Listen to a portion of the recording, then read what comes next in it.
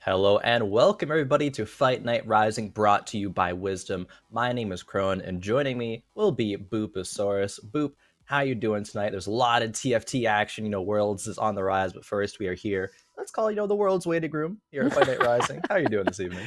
World's on the horizon. It's tomorrow.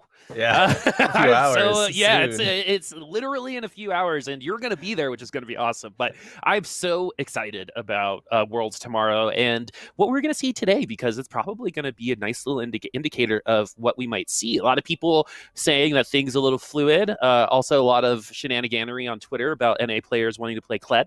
So we'll see what happens today. True, and a lot of the other players from the regions have been scrimming in NA, playing on the ladder and stuff, so even maybe some of the players that we see here today have played up against other region players, maybe adapted their meta. I'm sure there's going to be some shifts even throughout the whole competition, but of course in here today we'll get to see that. So let's go ahead and introduce the players that are playing here tonight. We are going to have our last week's winner of Elmond, Yukar as well. No Khroen. Khroen did top 3. Maybe we'll see him back in the future. But we're going to have a Common Quail, Noster, M, Trickster, Mercurial, and Ugawa to round things out. This is actually a very interesting lobby. We've got some vets coming back. We got Noster, Common Quail coming back.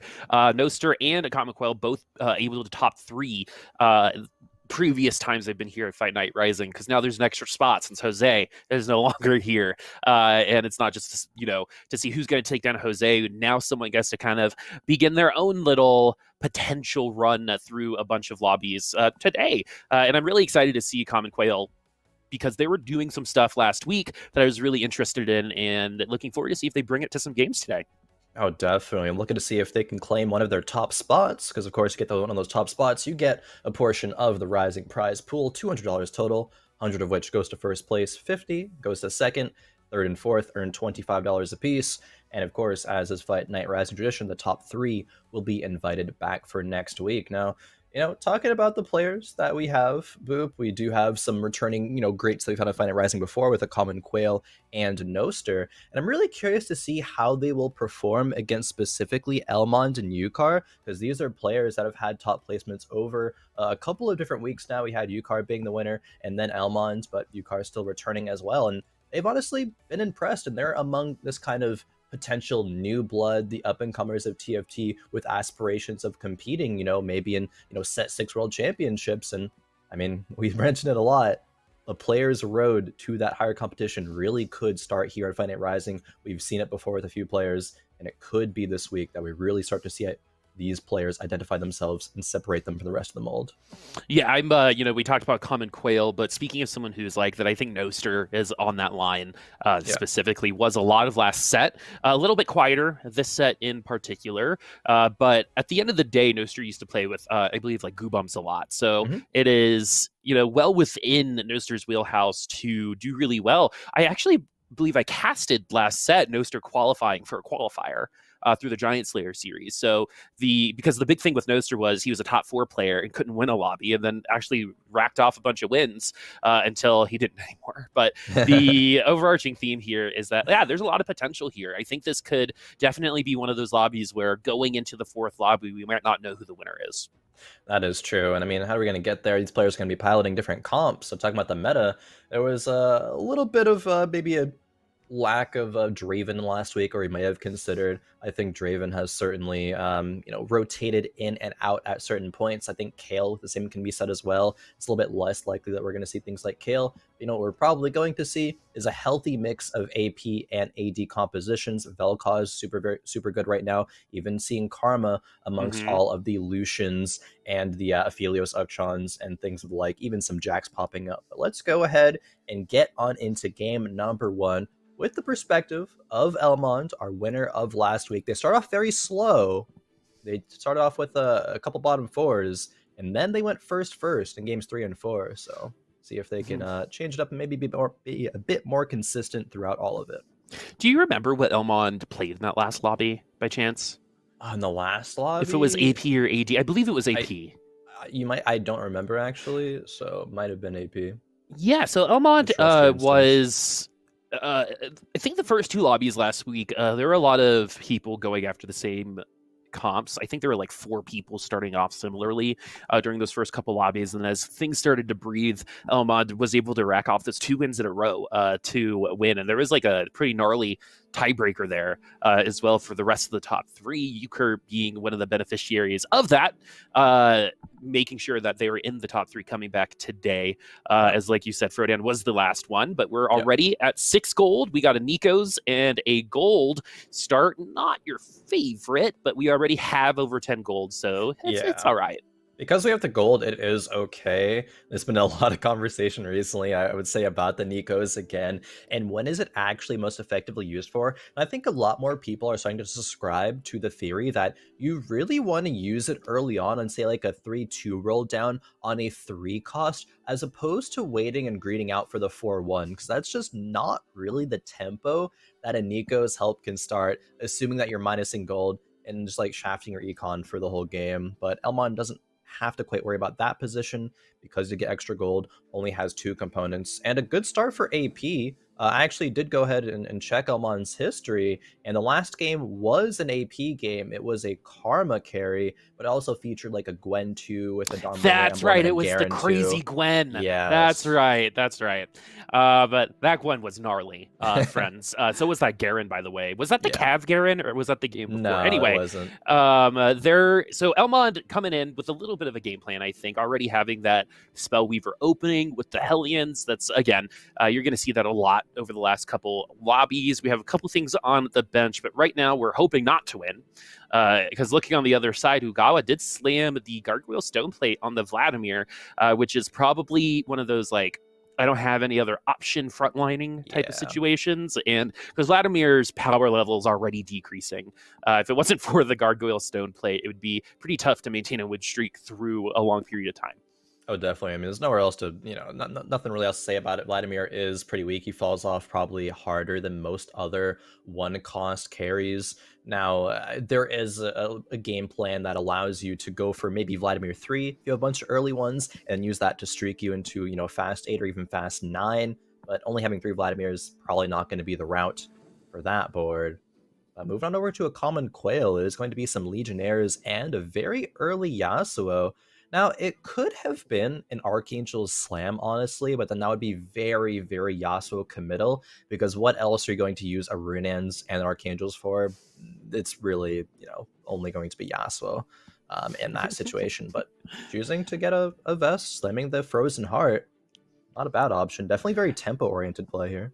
Yeah, I mean, technically you can use it on anything, right? But there are a couple of units that use it better, because if you're me and you're just trying to, be as creative as possible every game, that's what I like to say now, you're going to be slamming that stuff on some other people. But looking at the board right now, we actually haven't seen like any Yasuo over the last week. I don't believe anyone really played it last week. So a lot of AP, and I'd love to see how this comp stacks up against some of the other more common comps, because if this comp in specifically, gets ahead on the race, it will destroy most of the lobby. That's where you'll see like a 40-point differential from first to second is when like Yasuo's race to, tier 2. And, it looks like, say if you had a Nikos, that would be a really appropriate moment to use on one of those 3-cost units, in my opinion. Oh, 100%. That would be so good. And even if you couldn't contest the win, say there happens to be some other like super cap boards, Vel'Koz 3 or Karma 3 or something like that, you can still play for a pretty safe top 4 in that scenario with, the aggressive play with a Nikos. There's no Nikos for a common Quail, however, but hopefully there will be some more Yasuos in the near future. Considering playing for Legionnaire, holding the Riven might not do it this turn, because that would have to sell literally everything else on the bench and level up. Doesn't quite want to shaft his econ that hard, so we'll be leveling up after the carousel, or maybe even pre-leveling, depending on if this fight is a win or not. Would want to protect the streak, but that is a few upgrade units from Noster, so probably not winning this one. Yeah, we've got our first Kled on the other side. It's close. This might be a win. A Callista ult is all that they need. Yeah, this is going to be a Callista win. Frozen Heart and finding value there, Khroen. Actually, if that Frozen Heart Slam was not a thing, Konko would have lost this round, 100%. So very much going back to the concept about it being a tempo-oriented play, streaking, be able to generate econ that way, is going to sell the Poppy in pre-level, and pre-leveling is going to offer higher chances to roll more Yasuos. There is a Yasuo with a vest here, but not going to be the best Yasuo item. You can build a Guardian Angel. I would say it is going to be okay, but probably not going to be the item of choice, especially being a regular one, not a Radiant one. Yeah, if you happen to have a bow or something at the end of the game, you might use it for Titans or something like that. But you're not going to be forcing those items onto the Yasuo, as we do get the large rod, which is actually really nice for the Yasuo as well. Like you said, there's a possible Archangels, but some people like putting Jewel Gauntlet on it still.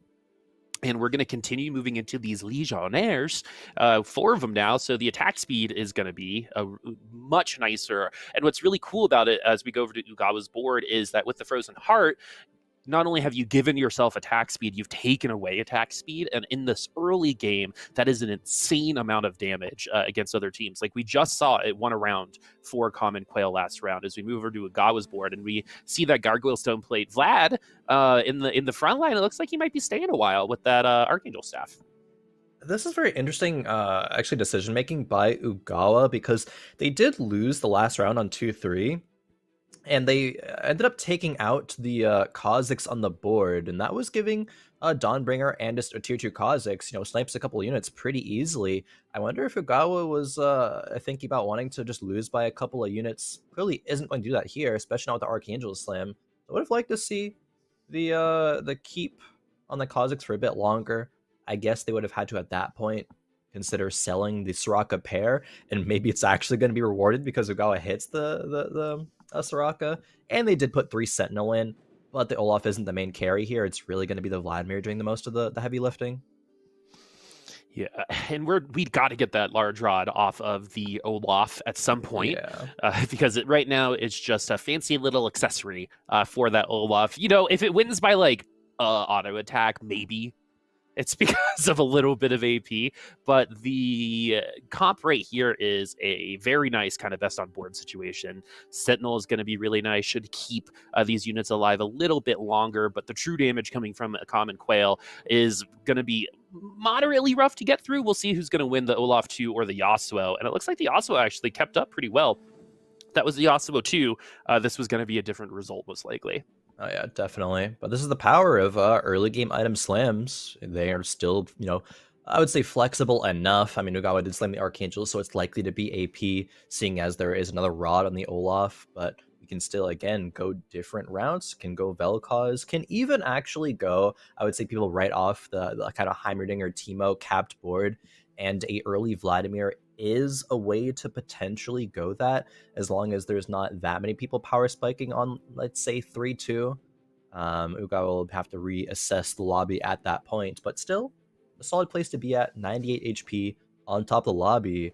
On the other side, there's Trickster down at 58. That is some of the lowest that we've seen on Krugs. And with a name like Trickster, I feel like it's appropriate. We're going to start at the bottom, and then just like Jose, see if we kind of hold on and rise up as the rest of the people fall below us, right? So, a lot of people like playing from that position, but 58 HP right now is really low. So we're either playing something like Draconics, or we haven't hit any of our Hellions or something like that. But at 50, or playing Assassins, 58 HP is low, but we did win against the Krugs. Yeah. So there is some momentum coming our way. Definitely. And I would definitely assume that with that, it looks like open forwarding, so Trickster probably has 50 plus gold at this point. But we'll see a bit later on as we move on over to Yukar, who has an early game Hellion board, not looking to reroll, but just using it as strongest on board at the time. We can pivot this Rage Blade to a few different units. It could be on a Draven, could be a Philios, Akshan, maybe even Jax as well. Rage Blade, definitely a good solid early game slam. Yep, Kled, very good item holder, especially if you've been on Twitter today. I think NA playing some mind games. I don't want to reveal the strategy. It's revealed enough. I feel like you could. Anyway, I'm rooting for EU this year anyway. So oh wow, I know, big change for me. My friend specific? the Polish Machine super impressed me, and I'm hoping that continues over to Worlds tomorrow. But going over to Mercurial, there used to be, I think there is still an item called the Mercurial Scimitar.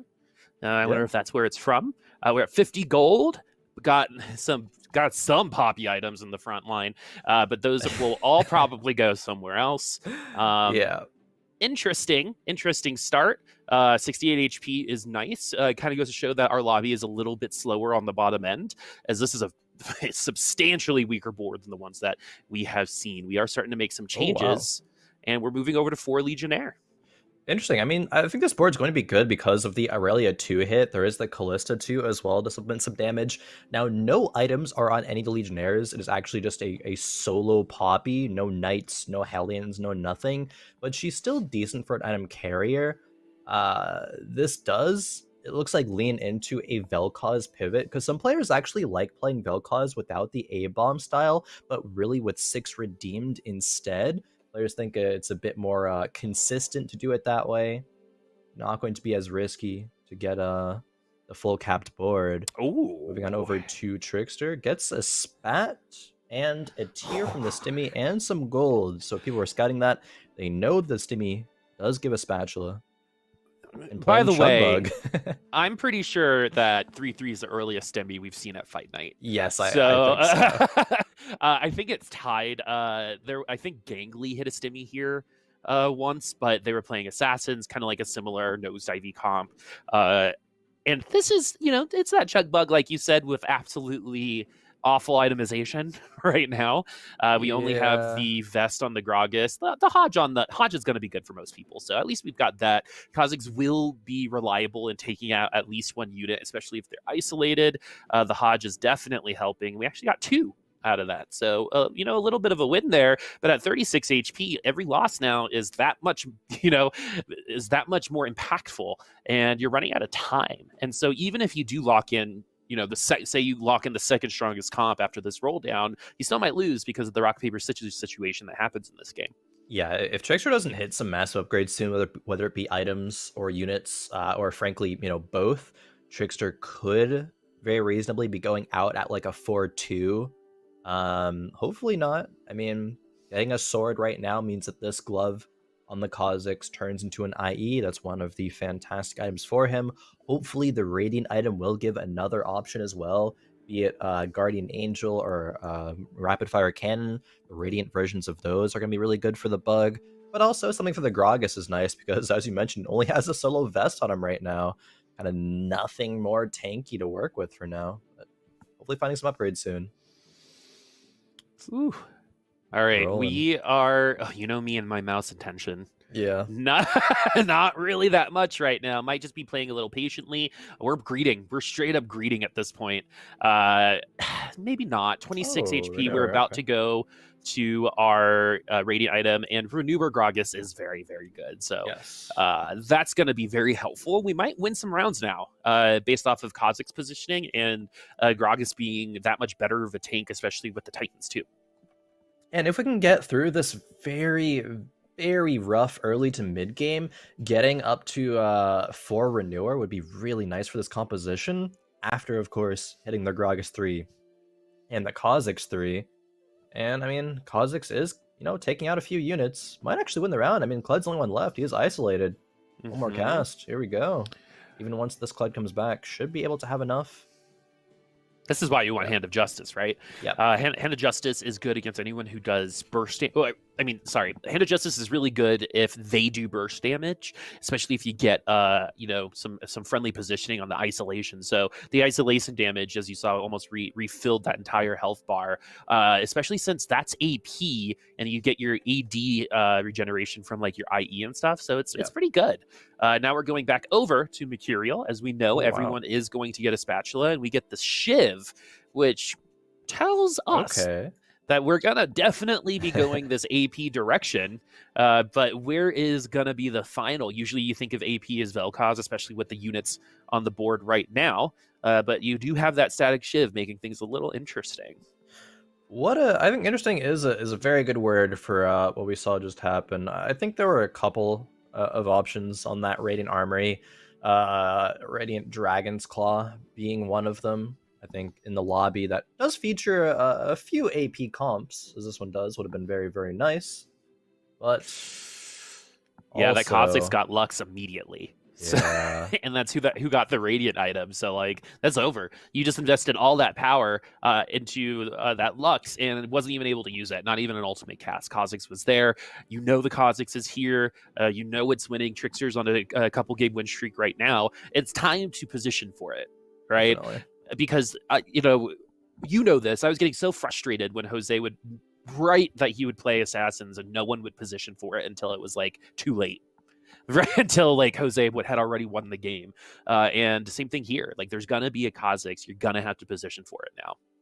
Definitely. I mean, if players are gonna know who their next potential matchups are out of 3 players, so sometimes you got to position, against 2 out of the 3. You got to kind of like hedge your bets. You don't want to just position out of the 1 always, but if you haven't faced him in a while, it's gonna be coming up. Another Nico's help drop for Mercurial. I mean, as soon as this Vel'Koz and friends are found, you're making some pretty good use out of those.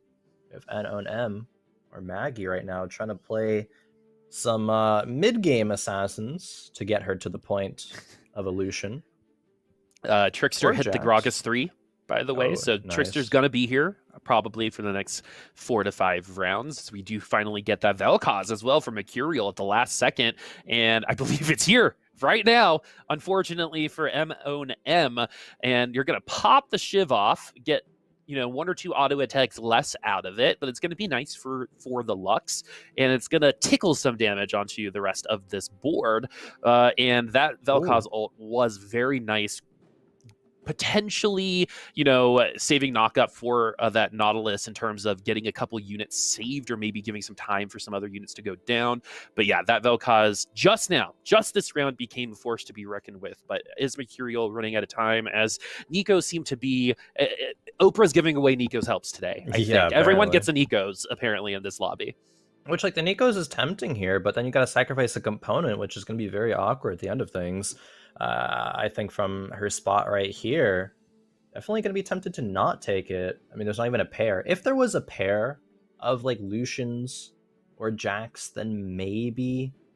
Still, I mean, it doesn't really feel good at this point, and it's still a long way to go before this board is actually even stable. And it's forced to roll down a lot of gold. Is on 10 right now. Sure, the bench holds about 20-ish.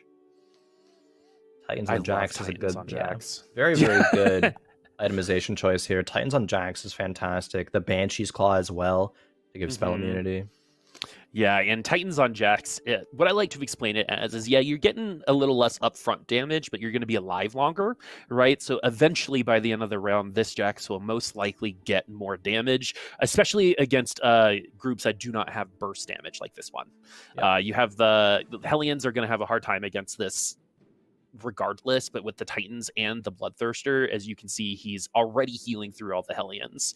Wasn't even close. Yeah, Jax farms Hellions, similar to Aphelios, but Jax, especially when that 25 stack Titans comes around, will not fall. We get a chance to see Nostra at this point, still rocking with the Hellions. I think that's the first time I've seen his face. Yeah, I think so as well. Nice, love it. Yeah. Anyway, I love seeing the name, like the person behind the name.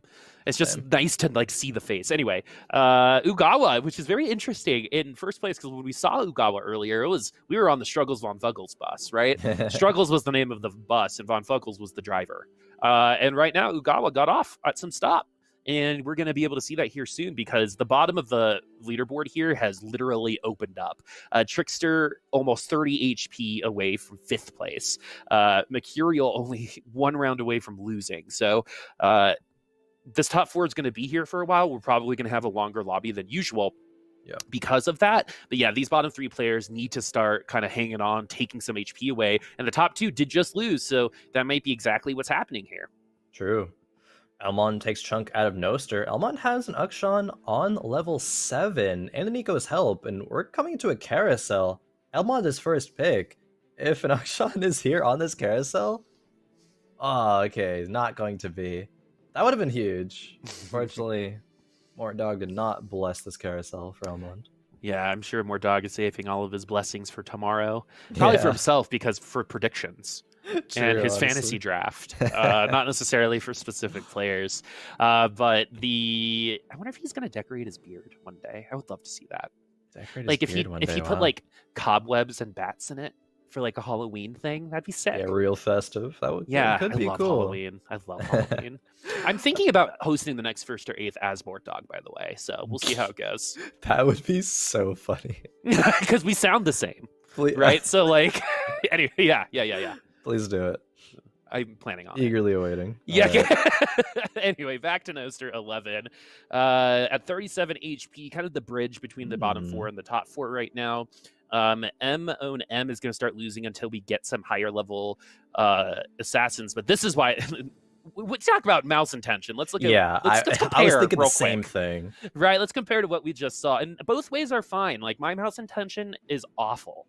I sometimes will hit the wrong character portrait. That's how inaccurate I am sometimes. But when I see people like Noster, and I think probably the quickest roller in the world, one of them is probably DQA, right? Seeing them go through that is just so impressive. The amount of decisions they're able to make in the same amount of time is crazy. So if they make a mistake, they actually have time to recover from it, versus if you're taking the time to not make mistakes, you're kind of all putting your eggs in one basket, right? So both can work. Right? It's just depends on the lobby and how it works out for you later. But it's always impressive seeing people like Noster and DQA roll down like that. 100%. I think Spencer as well, one of our world's representatives, he rolls down exceptionally fast as well. And even looking at that roll down, while it was super fast, that's the beautiful thing about TFT is there was still a lot of areas for improvement. The Banshee's Claw didn't get much impact. It didn't go on the Draven. There was another potential Banshee's Claw on the bench as well that could have been utilized.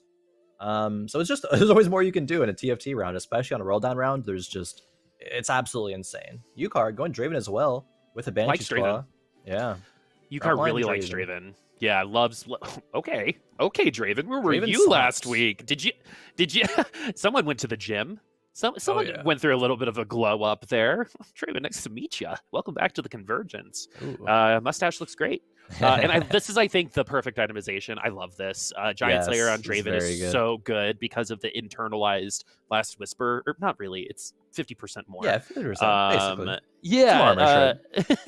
But with the Giant Slayer, with internalized armor shred, that's such a nutty combo, just in general. So you're going to be getting a lot more raw HP out of it.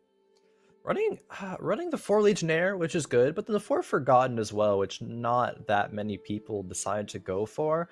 I know the Draven composition was super popular in like the Chinese regionals, and they played a lot of 4 Knight Draven actually. A lot of frontline, allowing him time with like a Rageblade to stack up. But the Legionnaires are already going to have a lot of attack speed, have some healing as well on top of it.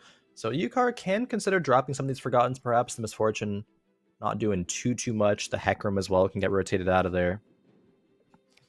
This is just such cool game design, by the way. Remember how far away the bottom 3 were the last time I looked? And look how much closer it's coming out. Always happens at 5-1, I feel like, is when you kind of re-look at the lobby and you kind of it's very important to kind of do where the power levels are right now, because Common Quail now has that tier 3 Yasuo. That changes a lot of things, particularly like this Draven placement, right? You don't want to you don't want to kiss Yasuo right away. So you're going to be a little bit better. Should be nice with the Lucian as well. You might get stunned out, but you have the Legionnaire buff to help you survive a little bit, and you already have the Trap Claw that did not get procced at that point in time. So beautiful positioning with that Draven, like the left and right corner Draven. Some people will put it in the second row as well. But this is probably the best Draven we've seen in a couple weeks. Yes, 100%. Definitely in a couple of weeks. And I mean, I love Draven as a unit because there can be arguments for positioning him pretty much everywhere. The frontline is very, very good into a lot of matchups, but as you were saying, into a tier 3 Yasuo, he might not be able to tank all of that, at least, right now. Definitely against that Lucian, though, that was 100% the best positioning that could have been asked for. Ugawa on this board is going for a bit of a reroll style, just hit the Soraka 3 same time that Common Quail hit the Yasuo. And it's still rolling for things like Rakons, Nidalees, there's a Renewer, Irelia that's 1 away as well. This board is very, very close to hitting a lot of stuff. Oh, man. Sometimes you just gotta just you got destroyed there, Elmont. Okay, yeah, you got That was never going to happen for you, unfortunately, especially after that first ult.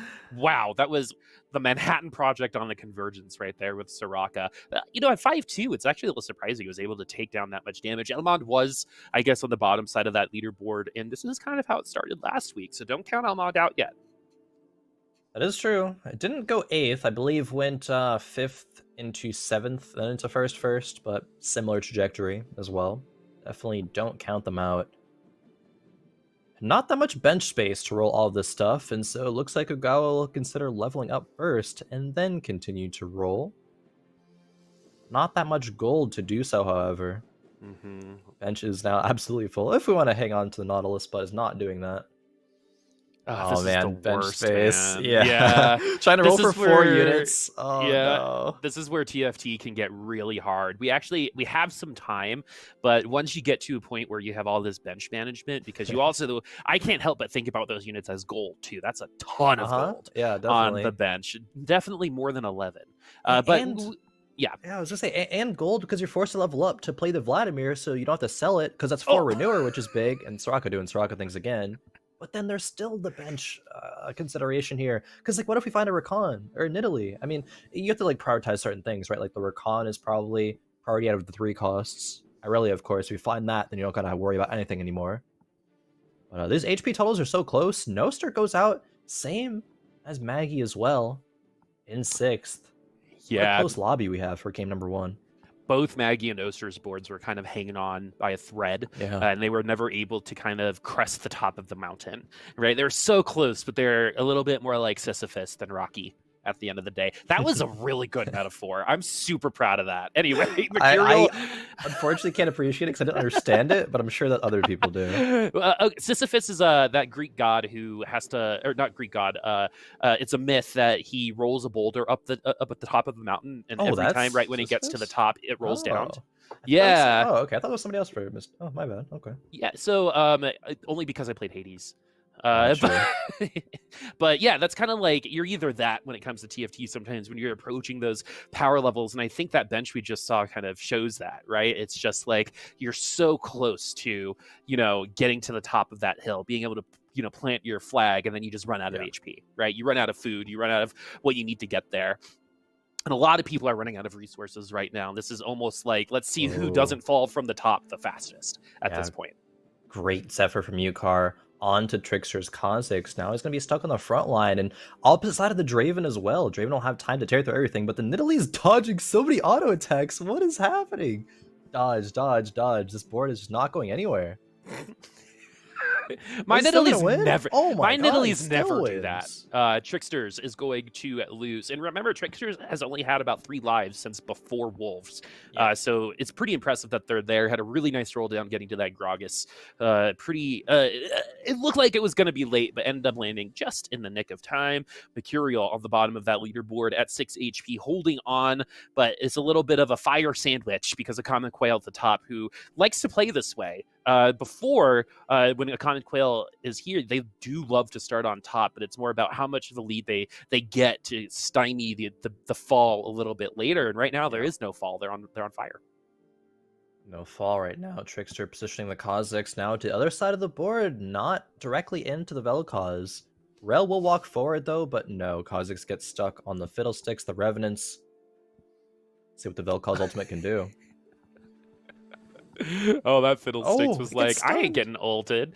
Everyone getting stunned in the back line. And the Soraka, even without the items, doing a lot of work right now. The Renewer Titans on the Gragas is going to be pretty close to impossible to get to. Win? Yeah, you can. Yeah, I don't think the Gragas loses here, even with the double Jewel Gauntlet, unless we get to overtime. We are in overtime now, so this is going to be a little different.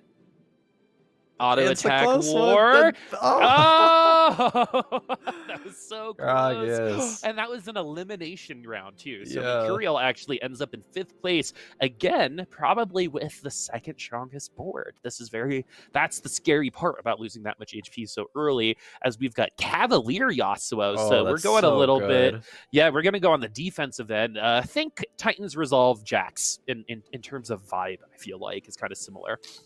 Yeah, even Cavalier's Pat Jacks is really, True. really good as well. I mean, both of those, it's very interesting. Those melee carries benefit so much from the Cav spat. Allows them to get to their targets faster, get those damage mitigations. One away from Sejuani and Lee Sin as well. Lee Sin also hits one naturally. Yeah. Big. Lee Sin is also holding a Gargoyles on the bench, so that would just be more items that you get to have on the field. Draven over Callista, nice. Couple more rolls to find it, and only needs one to do so. Just hit. Just hit. Sometimes you just hit, right? One day I can be like that. I agree. Titans on Sejuani is the best move here, even though it might feel like a win more situation. That pig is going to be doing some work, man. Oh, yeah. It's going to get trapped on Gragas. So that might actually be really good for everyone else. That means that Gragas will potentially be the last unit people focus on. And that will be the case even after the Diana ultimate. But the Diana ultimate actually frees some people up. And Draven starting to take some HP away. Even just the tier 1 Draven, it was pretty much okay against the rest of these units. But yeah, it's going to be the Sejuani and the Yasuo taking the dub there. We're down to our top 3, and what I thought might have been, a really long game has actually turned into a shorter lobby. Yeah. Drakes are getting top 4, though, with that low of HP. Chugging and bugging all the way up here is still very impressive. Yugawa now hits the Pike 3 into the reroll composition. We have a lot of rerolling happening here, actually. In the top 4, there are 3 reroll boards. There's the Chugbug, the Soraka, the Yasuo. Yukar, the only non-reroller here with the Draven. I don't think Yukar likes playing reroll comps. I don't think we've seen him play one yet. So that's probably going to be like a cool dichotomy for the rest of the lobby. But you're right. You're probably seeing this on ladder too. Reroll comps notoriously do well on ladder games. Because of just the investment of power into singular units, and itemization gets a little bit easier when a unit is tier 3. When you're like, they're already tier 3, they're just going to get even better. And we have 2 lockets on the Yasuo, and everything again is just investing power into this Draven, which might actually be fine against this comp if Sejuani is not the first person he goes into. Now it's going to be Yasuo versus Draven, and Yasuo will win that most of the time. A Comic Quail eliminates another member, and Ugawa might lose to the Ghost, but double kill potential. Yep. Yeah. There is that it? Yeah, double kill. A Common Quail wins out again, and this is very similar to a Common Quail start the last time they were here. Well, actually, the first time they were here, where I believe they won the first lobby as well. Common Quail starting off strong, gamer 1, 10 points. And that was a pretty fast game as well. I know you're saying like, oh, it might be a kind of a long game, but no, the aggression really turned up, especially on the reroll boards. Get to the end game, they typically have sacrificed a lot of early game HP to get to that point. So just a few rounds in the end of things is going to decide the difference there. Interesting stuff, though. Yukar actually ended up getting the second by 1 HP. It was just a unit difference there. And I mean, that can, that can make the difference between a top 4 or a bottom 4 overall in the night. Make the difference between a victory or not. So let's go ahead and look at the scores to remind ourselves what all happened. Of course, a Common Quail got first place, 10 points. Yukar, second with 8. Then Yugawa, Trickster, Mercurial, MON or Maggie, Noster 11, and then Elmond. But as we were saying earlier, can't count Elmond out. It was a similar start to last week, but then chained a couple of firsts together in games 3 and 4. So we certainly still have a long road ahead of us here, Boop. Yeah, I mean, Jose, who was here for 11 weeks or something, I feel like it's like a fishing story. It's a different number every time. But during that run back, I believe he eighth like 3 times. So like it's not, and we've had winners get 8th place in the first 2, even the last lobby, and been fine. So it is not the end of the world. But the issue is when you get 8th and you're like, I'm 8th place, I'm the worst one here. Right. And you get that self-fulfilling prophecy going, or you too obsessed checking scores, or looking in on other streams or something like that. You got to keep yourself in the game. Any distraction is headspace that you're not using for the game. And what's like, for me, I have a singular brain cell, so if I'm not completely focused in on it, I'm gonna exhaust that thing really quickly. True, especially in high stakes, high pressure situations such as a tournament.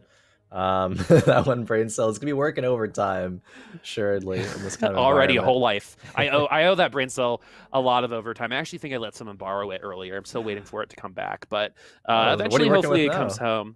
The sound of static on the TV? Yeah.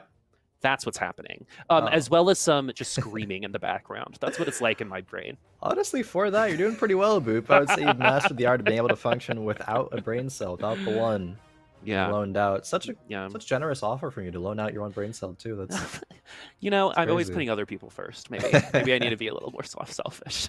Anyway, I'm really intrigued to see if Elmon's going to be able to give us a little bit of Olivia Rodrigo deja vu in this next couple lobbies, because I counted him out last week.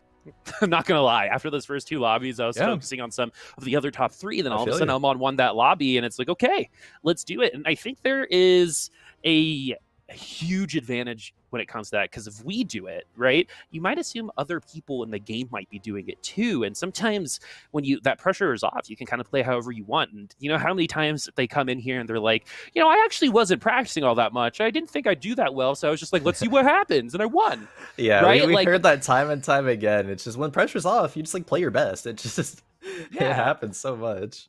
Yeah, Crazy. so for anyone who gets last place in a multi-lobby series in any sport whatsoever, it is not over yet. It's not going to be easy.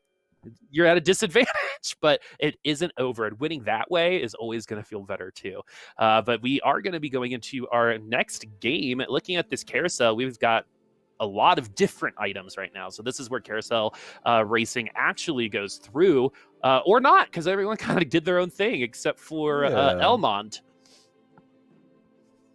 All right, Common Quail, winner of lobby number 1, starting off with a Vayne and a sword. I mean, we saw so much reroll in the last game. I feel like we're kind of obligated to talk about all the reroll potential now. Vayne is one of them. Probably not with a sword, however. I mean, Giant Slayer or the Demon Slayer, the Radiant version of it, can be utilized in the Vayne. Probably not the regular Giant Slayer, though. So Common Quail, gonna look to pivot. But Vayne still is a reroll comp that can work with 1 cost. Sure, a lot of people think about just the Kled, maybe a bit of the Callista and the Aatrox that can still be in the conversation. But Senna pops up as well a little bit. Same with the Vayne. 1 cost.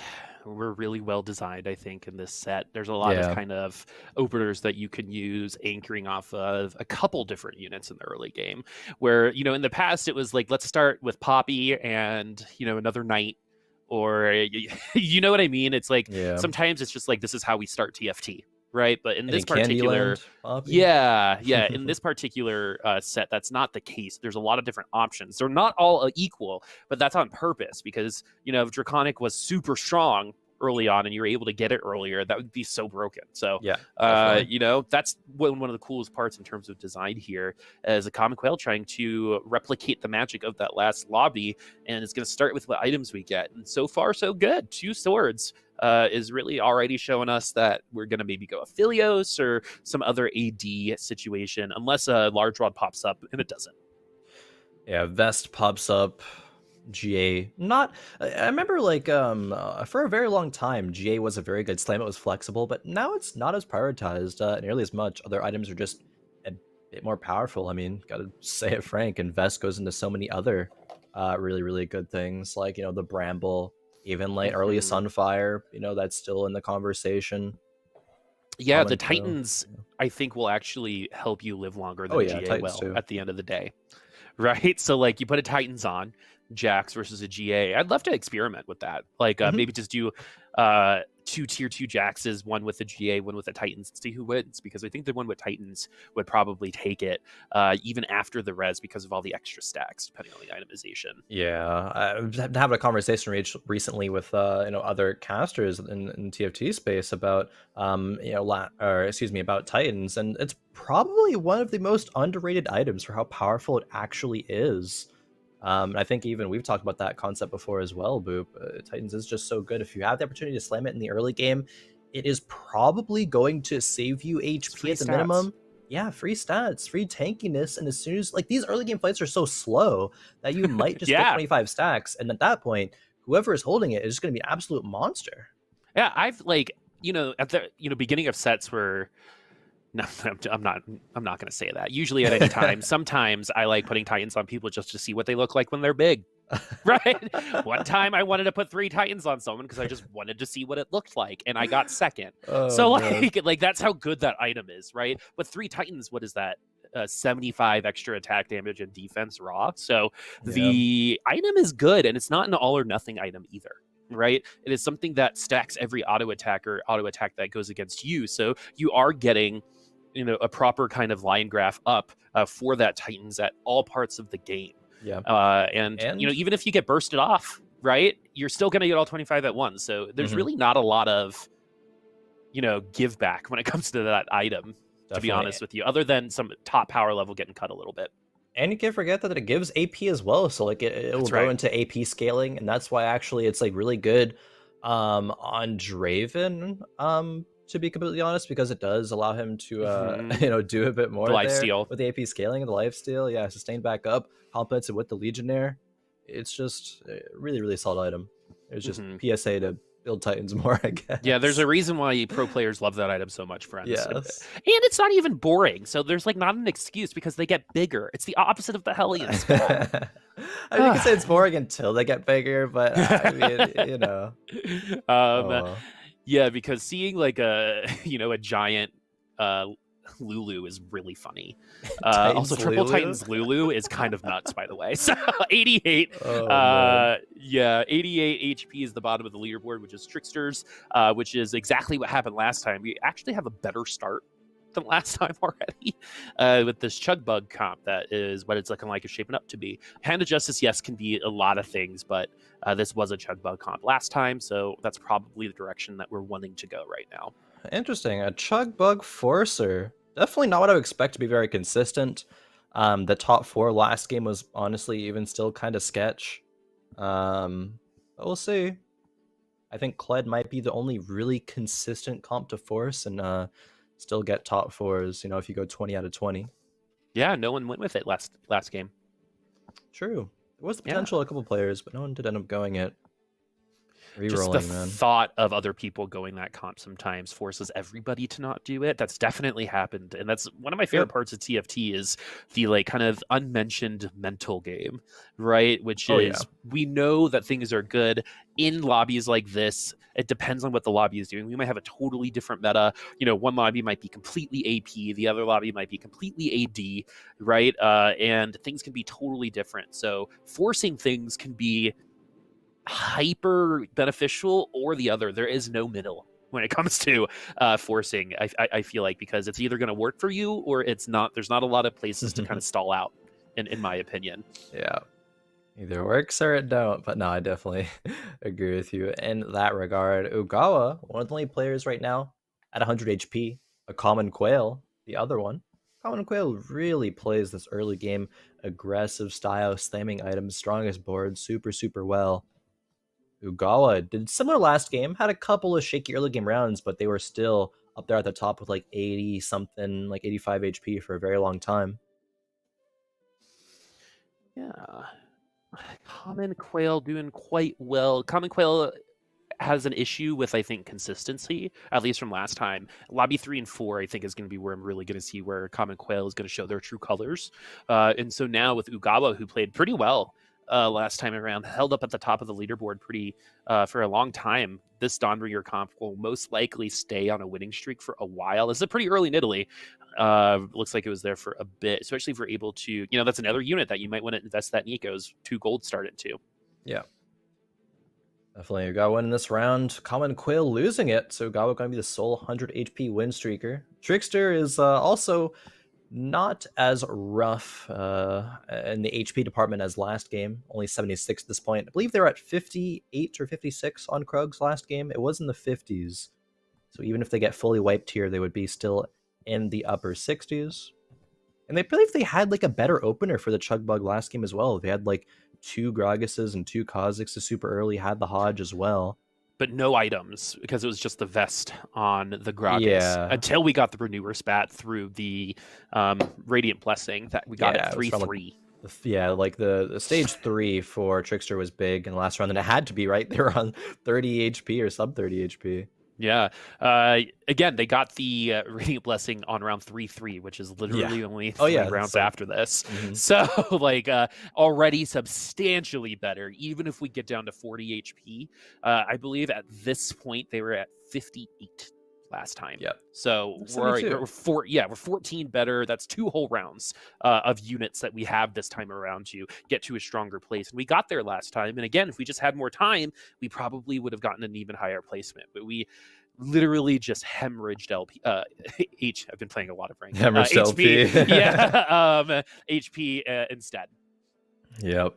If this was ladder, definitely hemorrhaging LP potentially as well. But in a tournament environment, it's all right. You can go 8th and still win out on the day. We're going to suffer those LP losses. Moving on over to Elmond, our 8th place player last game, unfortunately. But now they're looking like they're going for a bit of AP. They played Karma last week, and that was one of the firsts. Now they have a blue buff already. Already have Warmogs, which is fantastic for a late game Garen. The pieces are here for a similar kind of Dawnbringer-esque composition. Needs some Karma AP won items, 2 though. lobbies last week, I believe. Yeah, I think so. Yeah, so a little bit surprised we didn't really see any of that. Maybe it was because we had a lot of AD starts. Not a lot of AP in that last lobby, but with a blue buff, there's no other way to go. Unless maybe, again, you just have 2 tiers and there's no other items and you're playing Jax, right? That can totally work. Get you ramping up a little bit quicker. But at the end of the day, you want to see this blue buff on Karma or any other AP carry, right? Yep. Ziggs is a great start, but it's Ziggs 1, and we actually don't have that second Spell Weaver, so this is just going to be flat damage coming in from this team for now. Yeah, still decent, but yeah, no Brand at this point. Brand's also another really good hyper, I would say hyper carry, but like an early game carry. I know actually Mort Dog loves to play like Brand to stuff a bunch of items on him and use that to kind of fast 8. And it seems to be working out, pretty solid. Fortunately, the Ziggs does go down here. Kind of some ambient damage, Pike just kind of dashing through everybody. But it might still be good enough. Hellion, super good. I mean, even this Ziggs, 0 being unchecked. Still pumping out some damage. I need a hero. Not a 0. As Frozen Heart, Kennen makes an appearance. Love it. Very probably the 3rd best Frozen Heart holder in the game. Fiddlesticks and Diana being the top 2, in my opinion. And honestly, that's like an S+ tier versus like A tier. When it comes to Frozen Heart. But Kennen here, it's so good because I like to think of the AoE stun as kind of like it's almost like he's tanking, right? They're just not doing damage at that point in time. So it gives your team, who's going to be a little squishier, some time to push that damage in. And then with the Frozen Heart, the damage mitigation is pretty nuts because with Frozen Heart, you're not mitigating just auto attacks, you're also mitigating ultimate generation. So it's a lot of all this in one. It's a great deal. That Frozen Heart is a great deal, and not going to be the game winner right now, but probably was the reason why we got a couple units out of that. 100%. And Maggie in a good spot with this composition as well. 3-2 and having 7 Cluds, 40 gold. Not bad at all. Can consider pushing levels right after getting the Clud 3. You can still with this composition roll down for the Poppy and the Ziggs as well. They are impactful units, but not having any... Oh my god. I'm so sorry. Look at that Draven. What? That is a Draven 2 at 3-3 with a Rage Blade. The M was graciously showing the entire stream there. Zoomed in on too. That's like not look at her face graciously, right now. actually. Like at this that's point, what my face would be too. Oh, totally. Like at that point, you're like, what? Like that's like just not fair. As even the Kennen doesn't hit the Vel'Koz in the back line. Definitely already a more AP. Actually, this is the same comp. So Elmon running with the blue buff Vel'Koz this time around. And once again, we are going to be potentially losing out on this round, but we want the Kled to be Kled 3, and we're really, really close. It's just, compare this lobby to last in terms of how fast it is. This one moving much faster with Mercurial at the top, a Common Quail with a Draven 2 and a Rage Blade. Elmon already has that Vel'Koz. That advantage is running out like right now, but outside of that, this is going to be a quick bottom 4 potentially based off of where the other power is right now. Ooh, Trickster gets the spatula. Maggie not prioritizing it, even though, Hellion Spat is really good for the comp. Wants the Rod. I believe there was a belt on the bench, so can make them Morellas for the Kennen. Gonna be super good. There really needs to be a Kled item from the Radiant Armory though for Maggie. Otherwise, that Kled will be stuck on one item for a while and be very hard pressed to get full 3 items online. But we move on over to the Noster Draven board. This actually reminds me of, I don't know why it's so like ingrained in my head. Like, Boop, you're really good at memorizing a lot of very like peculiar situations. But I just have like a couple from TFT history in my head. One of them is Mismatch Socks and like Galaxies Set 3 Worlds hit like a Teemo 2, and he was like Astro Teemo, the 4 cost on stage 2, and ended up bot 4ing that game. Now, That's right. Yeah. That's right. It happened. And I was like, what? I mean, his econ was pretty doomed after that, but like Teemo just wasn't good enough. Draven, I don't think will fall into that same category. I think this Draven will very much carry Noster as we see here. Yeah, it's very, very good. Oh, it's close though, but yeah, the Draven is still pushing like true damage out at this point in the game, right? Especially if like no one's wearing that armor, i.e. Rage Blade onto you. Saw it with the Ziggs. It was like a 686 crit, and so that's only going to get better as we get our 3rd item on. And we're not even completely married to this Draven. Like you said, it's not something that might win us a lobby, even though it's close. It pushes the lobby down faster, that's for sure. Yeah. But something that it might not do is survive till the end game, right? With these items, you're giving yourself some options. It probably will, but you don't feel like you're completely married to this just yet. You don't have to like make it official. Definitely gonna be a defensive component, or defensive rating item rather. The Devara Stone Plate or the Rose Thorn Vest, and is the Devara Paula's Stone Plate for Noster. Solid option there. As we see Trickster continue to roll it on down. Better Kha'Zix items than the last game. No Gragas items though, and the spatula turned into a Dawnbringer emblem. Gonna be solid. Allow 6 or maybe even 8 Dawnbringer. Yep. Be feasible. Man, Elmond with that Vel'Koz positioning, not really getting a lot of value out of it so far. But Dawnbringer spat, one of those just consistent spats. You only need 2 at the end of the day. But like you said, we're probably moving into 6. Who the last Dawnbringer is going to be, I would gather that it's not going to be Pyke. Probably be someone like a Volibear or a Gwen at the end of the day. I believe Elmond ran I think that Gwen might have been a Dawnbringer Gwen. Could have been Renewer, but those kind of tankier units can do really well, especially if you're not going to be running other Revenants. Dawnbringer Volibear can be nice, can hopefully get you to that ultimate, as we're only 1 Gragas away and 1 Kha'Zix away from tier 3ing both of those units. This is a much, much better spot than last game. For a Trickster being 1 away means that we're probably going to hit on the next roll down after these Wolves. Gives a bit of gold as well, just to make sure we get back up to 50. No Gragas items is a bit sketch. We just naturally hit the Kha'Zix, feels good. A couple more rolls, hopefully, for the Gragas. A couple more rolls, please. Any Gragases? Yeah, I mean, there we go. That was actually a lot of money for the Gragas. At level 5, though, that was kind of a lot of gold. You would definitely assume that was on the low roll end for sure. So instead of potentially being at over 40 gold because we rolled a couple times, especially after getting like a little excited off of the first Kha'Zix being in our natural pack, could have been better for sure. Definitely. That's still not the worst. Being at 35 gold, definitely get up to 40, then 50 on subsequent turns. Get the Armory next round as well to hopefully get a Gragas item, getting him a D-Claw or a Stone Plate. Probably Stone Plate would be the preference, but with these units being upgraded, I mean, we see the power of it right now. This is probably not going to lose many rounds. Only thing we're really, really scared about right now is positioning poorly, getting the Kha'Zix stuck on a clump of tanky units. Oh. Common Quail. Varus winning out. Maybe that could end up being a Kale. I'll have to keep an eye on that for later. Don't need more Nico's helps coming out of the 4-2 Armory. Man, yeah, and the other crazy thing is like Tricksters could have had like they're in a good position. They have a lot of gold, and it's crazy because they could have even had more if things just kind of fell into place for them. As we move over to Euchre, who wants to play Draven a lot of the time, but unfortunately I believe has been blocked from it because someone else got a Draven 2 at 2-4 or something crazy like that. But 56 HP right in the middle of the leaderboard right now, and we'll see how this goes. This is a pretty good comp. Not a ton of Yeah. upfront damage, but a lot of attrition-based damage here. So you're going to need at least a couple ultimates from the Lucian, but with this itemization, that can be expected almost. Yeah, and I really wonder what Yukar's rated options were. I mean, the Earthquake just like Galio is kind of funny, but it is still really good. It'll be doing massive damage, assuming he can live throughout these casts. And yeah, look at that. Look, in the second cast, if he gets there, it'll be massive. Might not get to that point though.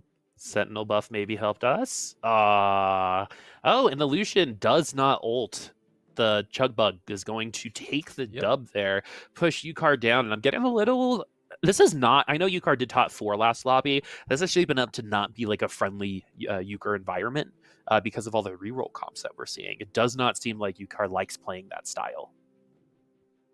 Definitely usually prefers not to, especially with how many rerollers there are in the lobby. Like there's another Chugbug player, so many there's a Kled player. Yeah, the items are a bit unfortunate, and it looked like Maggie did not get a Kled item out of the Radiant Armory either, so it's just going to be a generalized good one with the Shroud, and that's solid, but really worried about Kled here. This carousel certainly needs to be something good, an IE probably, but having no healing on the Kled, no BT is going to be a bit sketch. Things are, man, both of these lobbies are like, if you, there's an episode of Family Guy where there's 2 versions of Brian and Stewie. One wins a ton of money and one has like the worst luck ever, right? And I feel like that's this lobby right now. You got people at the top at 70 HP because they all have like really good 4-cost units. Then you're coming down to here and you've got good units but no items. So interesting dichotomy, really, as Oman takes another L. I mean, that's been a Vel'Koz 1 as long as we've had a Draven 2, to put it into perspective. Yep. At least the Ken items are good. Having 2 very solid ones with the Morellos and the Frozen Heart. Supplementing a little bit of the lack of Kled itemization. As we do get to the stage 4 carousel, legendary units are Garen and Heimer. The Garen would be nice for Trickster. And yeah, Trickster going to grab it immediately. That's going to be the Chugbug player. Maybe there is the real potential of an 8 Dawnbringer in the future. Needs to level up a couple more times before that happens, though. As we see, Maggie did grab a cloak. So that could just be a Runan Slam. Or if you're feeling real spicy, Greed until the Raptors. You know, with the Click 3, you might be able to. Yeah. Might be able to. Oh, 2 Nikos. I would have been so baited into just using those on the Heimerdinger. Tier 2 5-cost unit. I'm going. No, not Heimer. But it's gonna be it's gonna be the Lucian instead, which is a much better option. That's why I talk about it and watch. I'm like such a professional at like knowing when I'm doing wrong and then just actively ignoring it. Feel like should I roll here? No, but I want to. Yeah. So, as Pipe 3 is here. Yeah. Honestly, I actually think that's a really interesting point to bring up, the like rolling thing in specific, because I think there are a lot of positions where players should be rolling more than just those traditional intervals like 3-2 or 4-1. Like, it just depends on the lobby state and the lobby flow. So some of those times where I think maybe even you're like, yeah, I probably shouldn't roll here. It's like, hey, maybe it's actually not that bad. At least that's my personal opinion. But well, I mean, it's like when rolling at 3-5 became popular and everyone, this is different, right? Like, because I hate what's different until there's proof that it works. I mean, people would literally play Bard for an extra round so they can get an even number in experience, right? Like, that is stuff I saw with my own eyes. Like, that is something that, you know, in TFT has always been a thing. But there are people out there who don't like odd numbers for their volume, right? It's a very similar feeling, but M and Yukar struggling a little bit. M playing a little bit of a reroll composition, got the units, but not the items. And this Varus doing really well. Common Quail does like playing this Varus, has the Deathblade, like you said, could potentially go into that Kale. Deathblade Bloodthirster is best in slot, in my opinion, for that Kale. With that Rageblade, that could be popping up here soon. It's just... there is just a very obvious point where Varus isn't good enough, and this is it. Yep. Starting to fall off, especially when it goes into multiple 2-star 4 costs, Jax and Lucian. part of the board by Yukar. That double Nikos was really, really clutch because Yukar could then go to 8, not have to roll anymore on 7, or, be scared of not hitting even one Lucian on the level 8 roll down. Again, the HPs in this lobby, Boop, are super close. Yeah. And if you're not going to be playing a rolling composition, your goal is to just make it to 5-1. Right? If you have enough HP at 5-1 to make something happen, you're going to have the 5 cost units, you're going to have the money, and you're going to be able to match and potentially beat that power level. But until we get there, it's a little bit tough. It's a little wobbly. It's like one of those, bridges that, is safe, but moves a lot. Definitely. See, Mercurial has a lot of money right now. 40 HP, so got perfect stimmy. Has... Oh, okay. The items are okay, I guess. You make a Titans on the Fiddle. Make a ZZ Rot, probably on the Ivern. Hopefully get a good item out of the stage 5 carousel for the Vel'Koz, but these two are really good thus far. Oh, got the Vel'Koz too. Yeah, didn't even have to use the Nico's help. Could Nico's the Fiddle. Can't wait for that Nikos to be at the end of the game because we found the Vel'Koz naturally. That happens to the best of us sometimes. We roll too good. The Titans on Fiddlesticks, definitely the best option there. You don't want to put it on the Vel'Koz. It doesn't work that way. Same thing with Karma. Pro tip. It might seem like a good idea, and that's the reason why it doesn't work, because it is too strong on units like that if it worked that way. As Vel'Koz paused up a little bit, deciding to hold up on some auto attacks as a common quail, does not survive this round, is starting to lose HP, and they're tumbling, right? This is exactly what we said didn't need to happen to a common quail, right? Yep. You start off at the top, and it's all about staying up there as long as possible, and right now common quail needs that kale, and even if we do find kale, do we even have enough time to, get to the power level we need? Yeah. We got some stubborn gamers in this lobby, Boop, it looks like. Once again, Yugawa is going for the same exact composition with the Soraka reroll, and maybe rewarded for it. I mean, hits it, is not even in stimmy range anymore, so still that Nico's out of the stimmy could be a Nidalee 3. Rakan and Irelia 3 are so far away, though. I guess we hit Pike, though, so that's pretty good. ZZ Rot's also going to be pretty solid. It's like a little extra front line, right? And that's going to be really nice for the Rock and Roll composition. That can actually take this Kha'Zix, and already finding some value from the ZZ Rot, but for some reason, Soraka is refusing to ult the Kha'Zix. Just really, maybe there was like a backroom deal or something like that, but like there was a lot of like she was auto attacking the Kha'Zix, but not ulting it, which has got to be frustrating if you're Ugawa. Yep, the Garen is here to play now for Trickster as well. Trickster went to level 8, still 50 gold. Huge. This is when a Chugbug comp can contest a lobby win, when everyone else is so pressured that they cannot get to these super endgame cap boards that chase these, tier 3, 4 costs, or even multiple, legendaries. Yeah, they just run out of time. Yeah, exactly. And that's what's happening right now. Everybody else is sub 40 HP or 40 HP or below. Exactly. We're going to be juggling not juggling anymore with the ZZ Rots going on to the Pike. Remember when ZZ Rot used to be able to tank like entire teams back in the day? Yeah, it was a bit too good for a little bit. And its auto attack damage was like insane.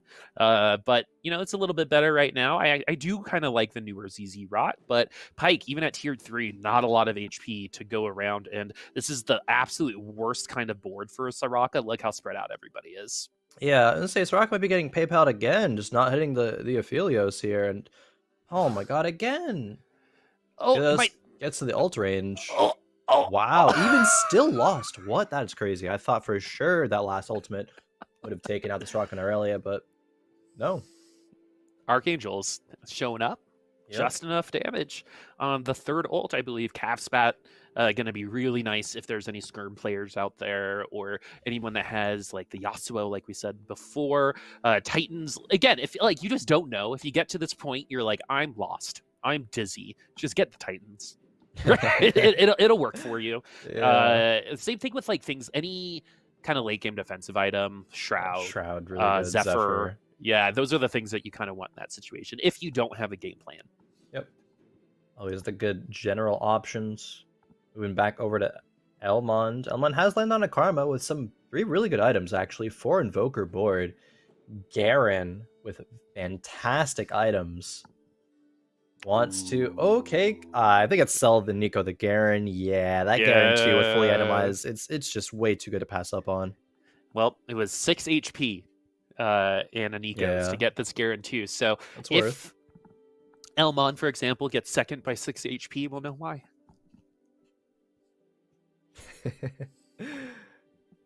Let's see. Cavalier Ivern coming out of a common quail. I think that's the first I've ever seen Cavalier Ivern, actually.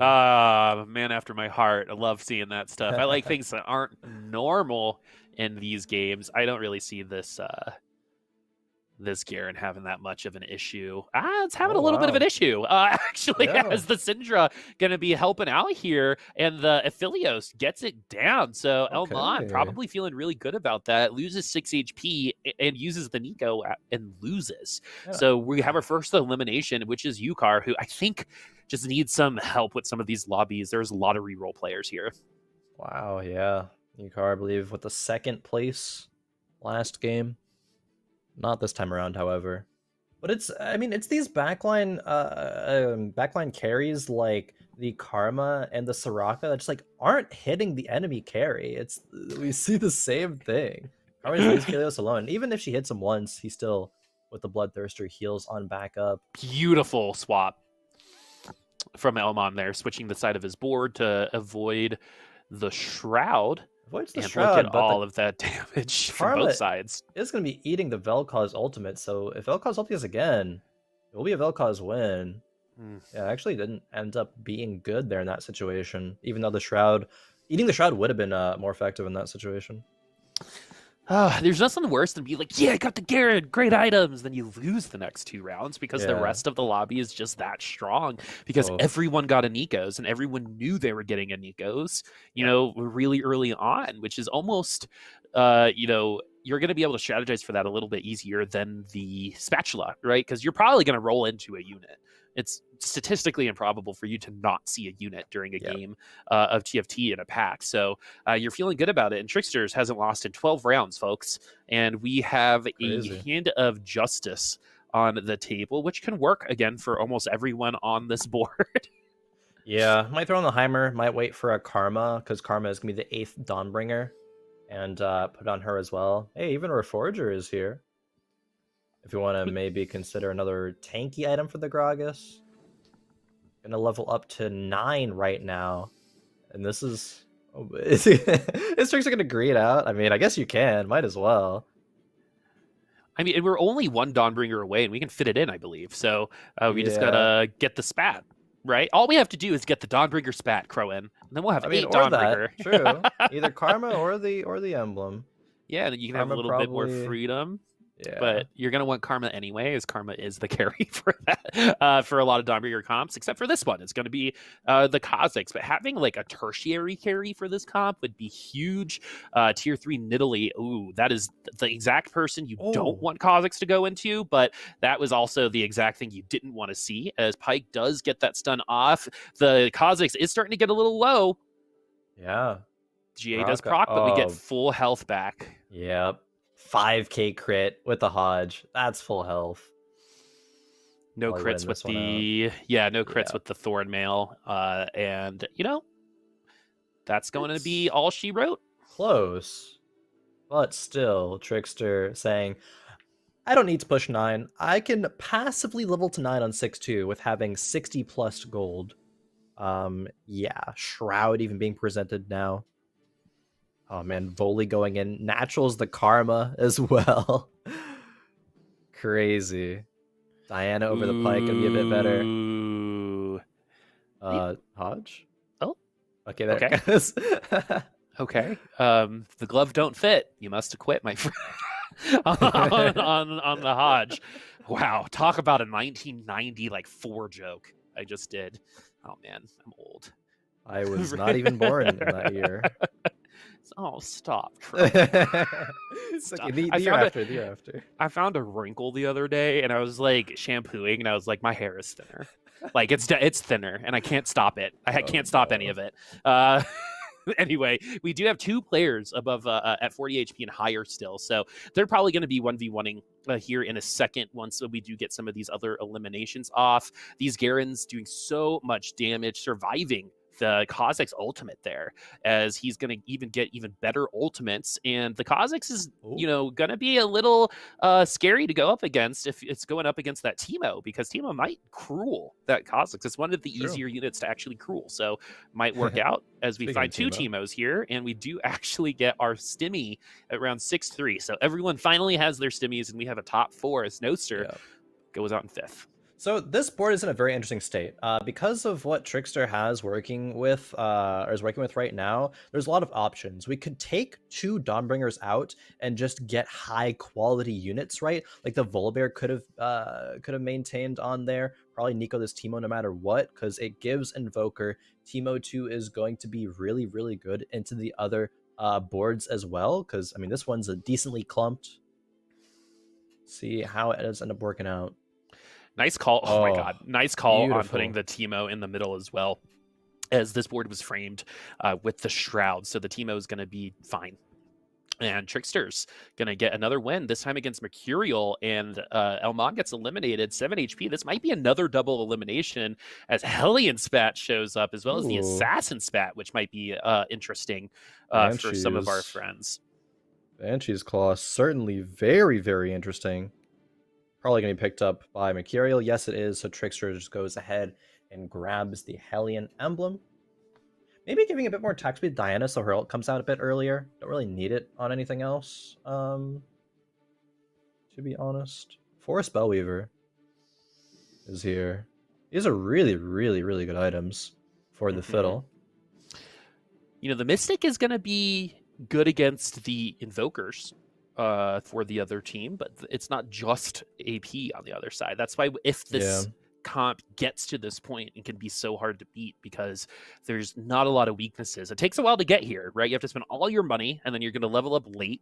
But if you're able to get to 50 gold and get to level 8 or 9, right, that comp's going to be absolutely insane. Especially if we got 8 Dawnbringers. That's a little door. Yeah. I want one in my house now. Thanks for that. Dang it. That was so cute. Man. How cute would that would be, like a little cute little place to house expensive drinks or something like that. I don't know. True. Maybe important mail. That could be your mailbox instead of a slit. It'd be a little door. That could be so find cute. A good use for it. Ooh, yeah, Ugala takes the dub there. Mercurial gonna fall. We have our top 2. And what do we know? Top 2 are another couple of rerollers, Boop. We have the Chug Bug finding its way into the top 2, top 4 again as well. Or maybe it was just the gateway to Bad Narnia, what we just saw. It's what is the Diagon Alley version, the bad version of it? I keep forgetting. Nocturne Alley. It's the Nocturne Alley of whatever that is. Last round potentially for Tricksters. Let's see. The Shroud is not going to hit the Soraka.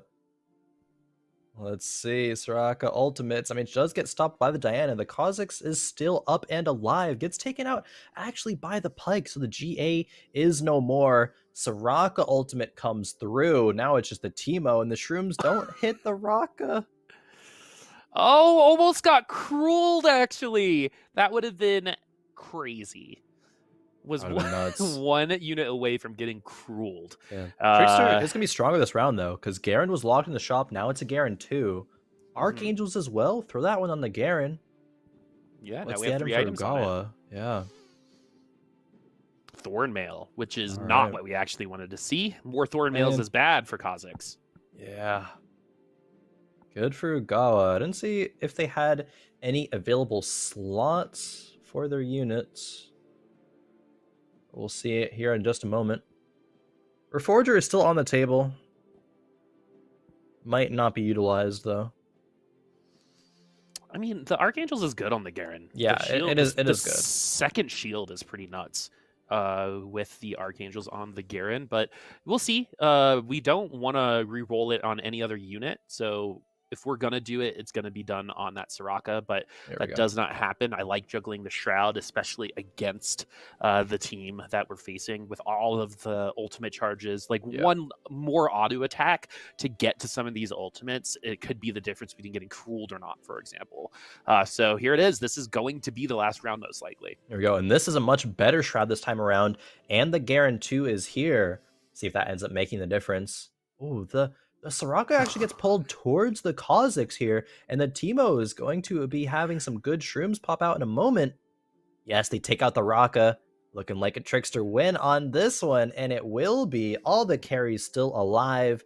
Trickster chugs and bugs his way to a first place here in game number 2.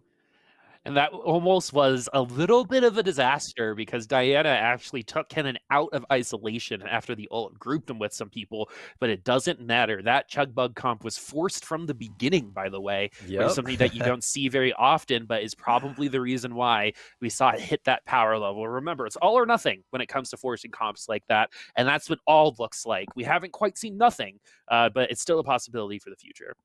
Definitely still a possibility. And so let's go ahead and look at our scores as well to see where we're at over the 2 games. And Trickster, hey, and Ugawa up there 1 and 2. Rerolling is not dead. In fact, it is very much alive and thriving. Trickster at 16 points, Ugawa at 15, a common Quail 15, Mercurial 11, and then 9-7-6-5 for Ukart, Elmond, Noster, and M. Still though, only 2 games. And then 2 more games still left to go. So these standings can very, very much change, Boop. But I want to quickly, before we go to break, get your thoughts on the games thus far. It's certainly not what I expected with all this rerolling happening, but what's your take on things here so far? You know, rolling. Let's keep those good times rolling, Khroen. I mean, hey, same. Let's keep the good times rolling. But until then, we're going to have to roll into a quick break. But don't go anywhere. We'll be back with more Fight Night Rising brought to you by Wisdom.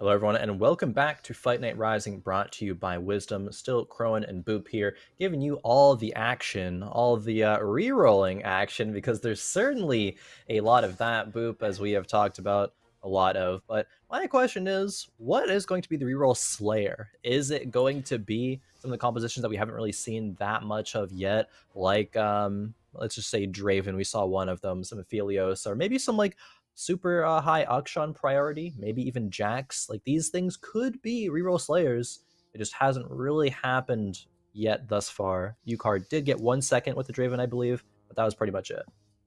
And the unfortunate thing about those of us who don't like playing reroll, I think I'm one of those people for sure. You know, I do like rerolling a lot. It's not because I'm playing a reroll comp. Let's get that clear. But the overarching theme is that what people who don't reroll need is time. Right. So they're just kind of hoping that people who are re-rolling are hitting later. Say, instead of hitting your, tier 3 1-cost unit at, 3-2-3-3, right, which is a little early, they're not hitting it until like 4-4, 4-5. And at that point, the Dravens, the Aphelioses, the Akshan Esportses of the world will be able to find some purchase, I guess, in these lobbies. But that's what needs to happen. Is the rollers need to roll a little bit slower, and the people who are kind of playing the long game, playing econ, need to hit a little bit sooner. There's been a lot of Nikos out there, so that might be a way to do it as well. But at the end of the day, reroll comps usually get beaten by reroll comps. So in terms of what can be the reroll Slayer, probably something like a Vel'Koz or, like you said, the Akshan, but we have yet to see anything come close to taking these reroll comps down. Chugbug has done very well today. Dawnbringers have done very well today. Yeah, Chugbug got I believe, a 4th and then a 1st, and then the Dawnbringer Soraka-based rerolling is Soraka's kind of crushed it today. Yeah, it's got a 3rd and a 2nd. Like, that's super, super good from Ugawa. Piloting it both games. Starts this game off with a rod as well, so certainly looking to go the exact same direction. Yeah, and that first Soraka was like atomic bomb Soraka. It was like the crits were so huge. And the difference between, I think, one game and the other is, in one game we played the Soraka comp, the units liked spreading apart. Another game they liked staying together, right? Soraka likes it when they stay in that corner. They like it when they're going up against things like Gwen, right? That's going to force you to kind of pile on everybody. And if Soraka gets to that ult really quickly, then you blink and everyone's literally been abducted to space. You don't see them. Yeah. Or galaxies, to be more thematically appropriate. But we already have 2 3-cost units here, 2 of which are actually, one of which is something that you can start building on right now. The Nocturne is not something we've seen in like 3 or 4 weeks, even with Jose. So it would be the first time that we've seen a Nocturne attempted since Jose stopped playing it. Or Gangly, I guess, was the last to play the Nocturne comp about 3 or 4 weeks ago. It didn't work out too well for Gangly. I mean, the Radiant chops were a bit unfortunate as well, but this was not really that great. I am very curious as to the reasoning why Ugawa chose to hang on to this Nocturne. It's not like Nocturne is known for being good in the early rounds, right? Nocturne traditionally spikes at 3-5 when you're rolling down, hitting Nocturne 2, and you actually have the items for him at that point with 4 assassins. But in the early game, again, not too great. Ugawa has played Soraka reroll for 2 out of 2 games thus far. Not sure they're going to be doing it again, though. They have one on the bench, but have already aggressively leveled up to 4. Sure, that's not super indicative of fully committing out of the Soraka, but it is interesting, again, with this Nocturne. Yeah, Nocturne 1 is worse than some 1-cost units, even at their 1 cost, because of just how they work. I would rather have a Ziggs than a Nocturne at this point in the game. There's going to be more consistency in taking down units, which is proven on the other side of the board right now with the Ziggs. I guess so. Like on the board at the moment in time, and it's just Nocturne can't really do much without items, let alone at tier 1. So because that's how he's been nerfed. They've been slowing that comp down more and more, both in terms of getting it locked in and in terms of power level. It's just not fast enough, especially if you're going to be re-rolling, going up against reroll comps. You could potentially match that speed, and if you do get to that Nocturne 3, you could win the lobby still, right? But that's still not a guarantee, and a little bit slower than before, as we have an Ionic Spark Slam over here. Man, Ionic Spark and IE after losing 2-1.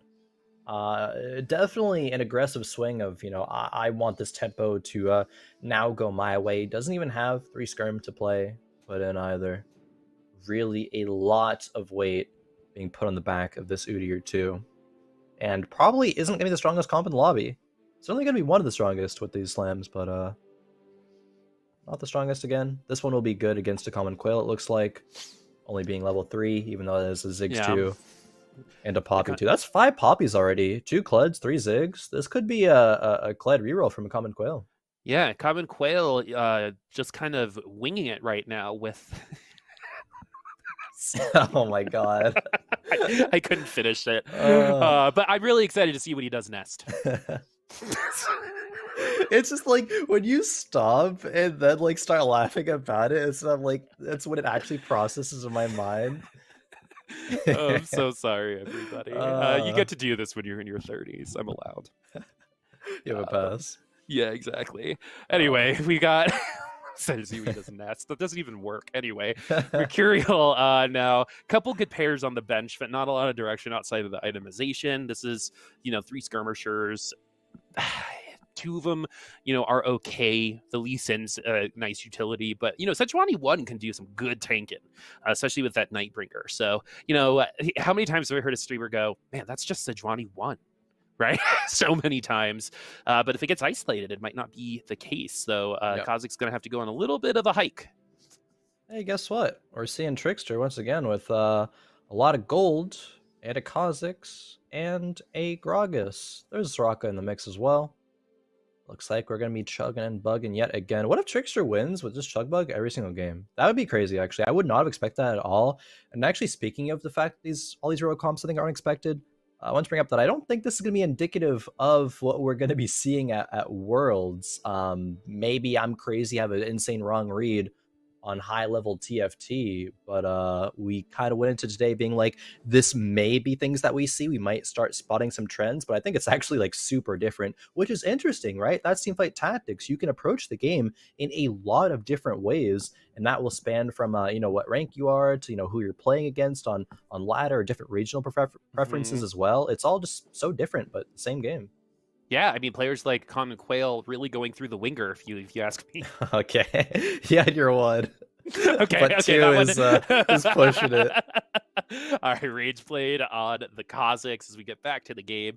Tiers split right now, 1 on the Pike, 1 on the Kha'Zix, and where's that going to go with the 2 tiers here? It's interesting to see 2 tiers and no AP. Yeah. I mean, 2 tiers still could be okay for comps that utilize Rageblade. Draven can use that. You can throw a blue buff on like a Viego in the end game. I think the big potential issue is what's going to hold that item in the early and mid game. Kha'Zix could do it well, but again, one of the tiers stuck on a Pike. We're not going to be wanting to sell either of the Kha'Zix or the Pike for a little while. And these tiers could go into things like a Hodge and the Redemption. Even Frozen Heart as well. So there is a couple of options there. Options are exactly what you want in TFT, right? You want different avenues, and this is something that a lot of players really like. Once again, though, Yukar not necessarily going the reroll approach. This comp might be Noster might be going the reroll direction. Seeing the misfortune of the backline is a little bit of a key to that. That comp with Hellions, it looks like we have a couple of them. Common Quail, I promise I won't say a joke, has 6 Poppies at least right now as the front line, which is going to really kind of mess with Elmon because I think 3 people right now are going Hellions. So we'll see who ends up taking the dub. 2 of those players will end up most likely in the bottom 4. Yeah, this comp, like maybe in a perfect world, can support 2 players and both can top 4. 3 players though, like that's not going to work. It never will. And it's that at that point they're either just killing each other by kind of everyone else gets like a full pizza, but they only get to share a slice with each other. That's Yeah. like the difference of what's going on there. Is Noster on a 2-game win streak, tier 2 Vayne. This is a pretty good front line as well. And we're going to be going into Forgottens, but just with a little bit more tankiness. Maybe if we do choose to put the Hecarim in instead of the Misfortune. But I like the Misfortune play here, especially since people are kind of clumping right now. Yeah, there is already healing reduction, I guess, out of the Sunfire. So you don't need that out of the Misfortune, but a solid comp here. Noster on a 2-win streak before this gets a belt. And drum roll. It's just more gold. Alright, not bad to get to sell up to 20 here. Sells the Hecarim, don't want to really push into more Forgottens. Actually, another point I want to bring up about these all these Kled rerollers is the fact that if you're contested, oftentimes it pressures the other players to roll faster because you want to hit before the other players do, and that's gonna screw your econ up when it comes to the rest of the lobby as a whole. So everyone is just baseline, even if that one player hits, going to be worse off as compared to if they were just allowed to slow roll on their own pace, on their own terms, and then be able to recover that economy a lot quicker, even if it's at the sacrifice of a little bit of HP. Double Sunfire capes here.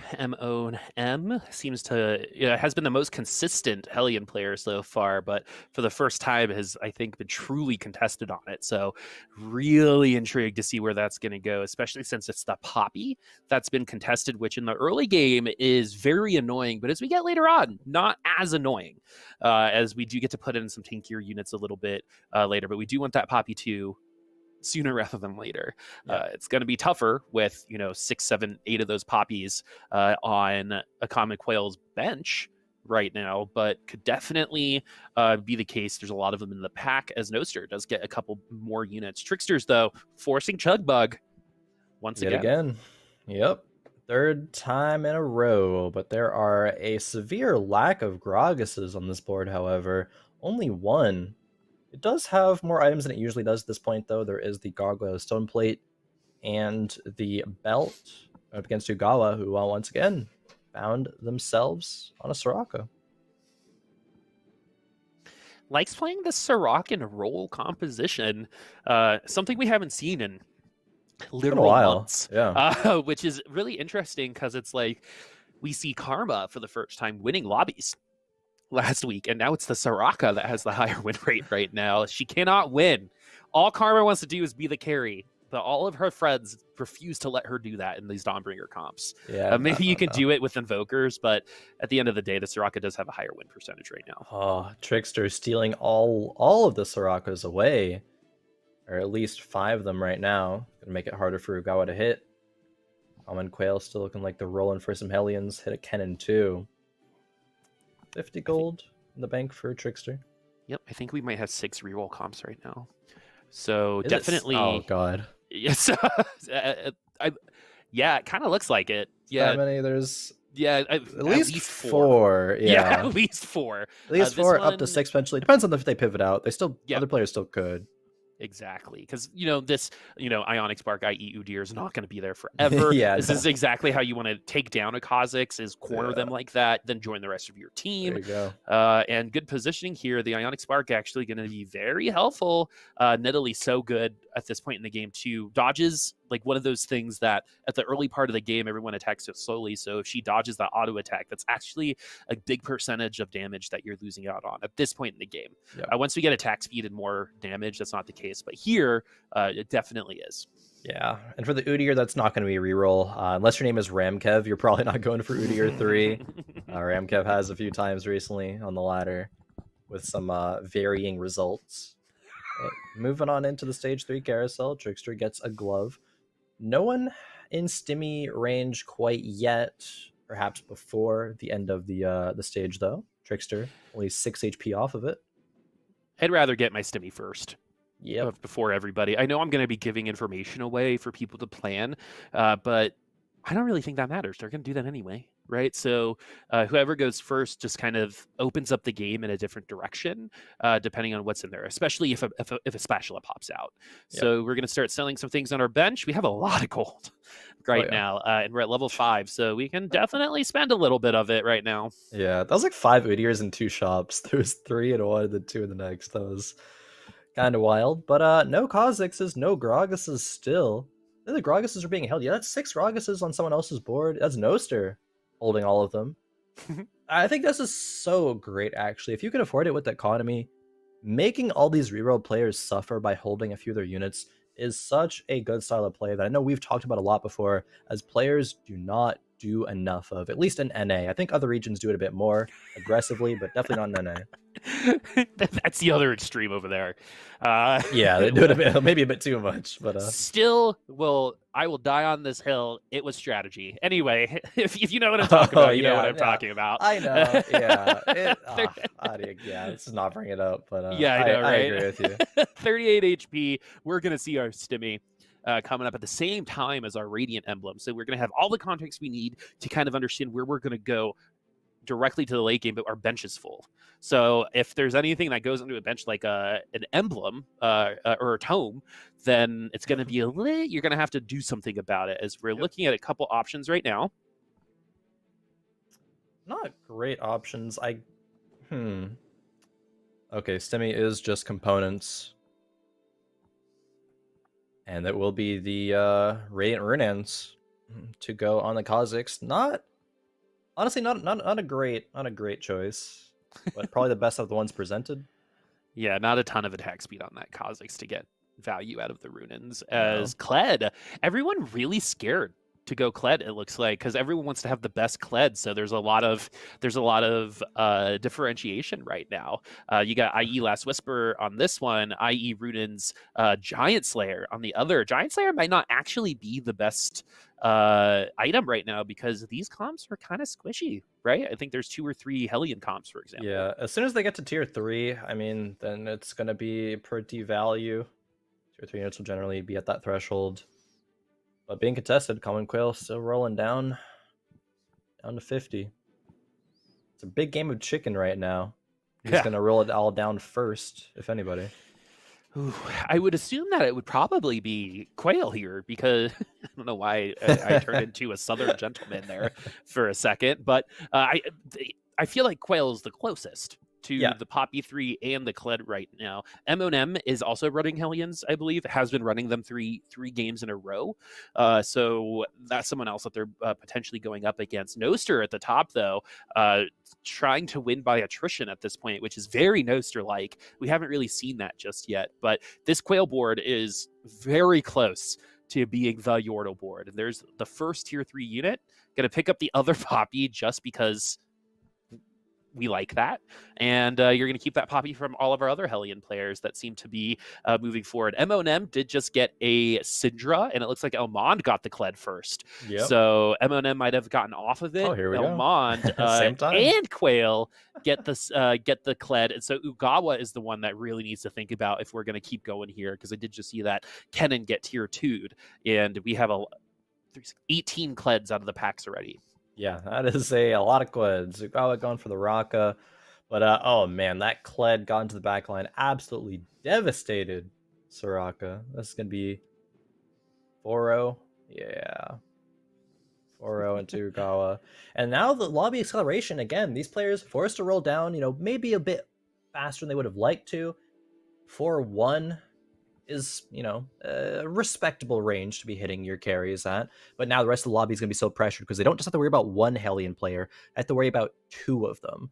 So they're going to be forced to roll down all of their gold, spike harder. The low rollers are going to get punished a lot harder. Like maybe M&M here. I mean, we can maybe put her name in the low roller category, as there's only 1 Vel'Koz around, no fiddles. I mean, the board's not bad. This board can stabilize. The HP is okay, but if the next, time that she decides to roll down, if there's no fiddles, no Vel'Koz pairs, anything like that, this game could definitely quickly slip away from her. Yeah, it's the coin flip board, right? We're like right in the middle. We need some things to happen.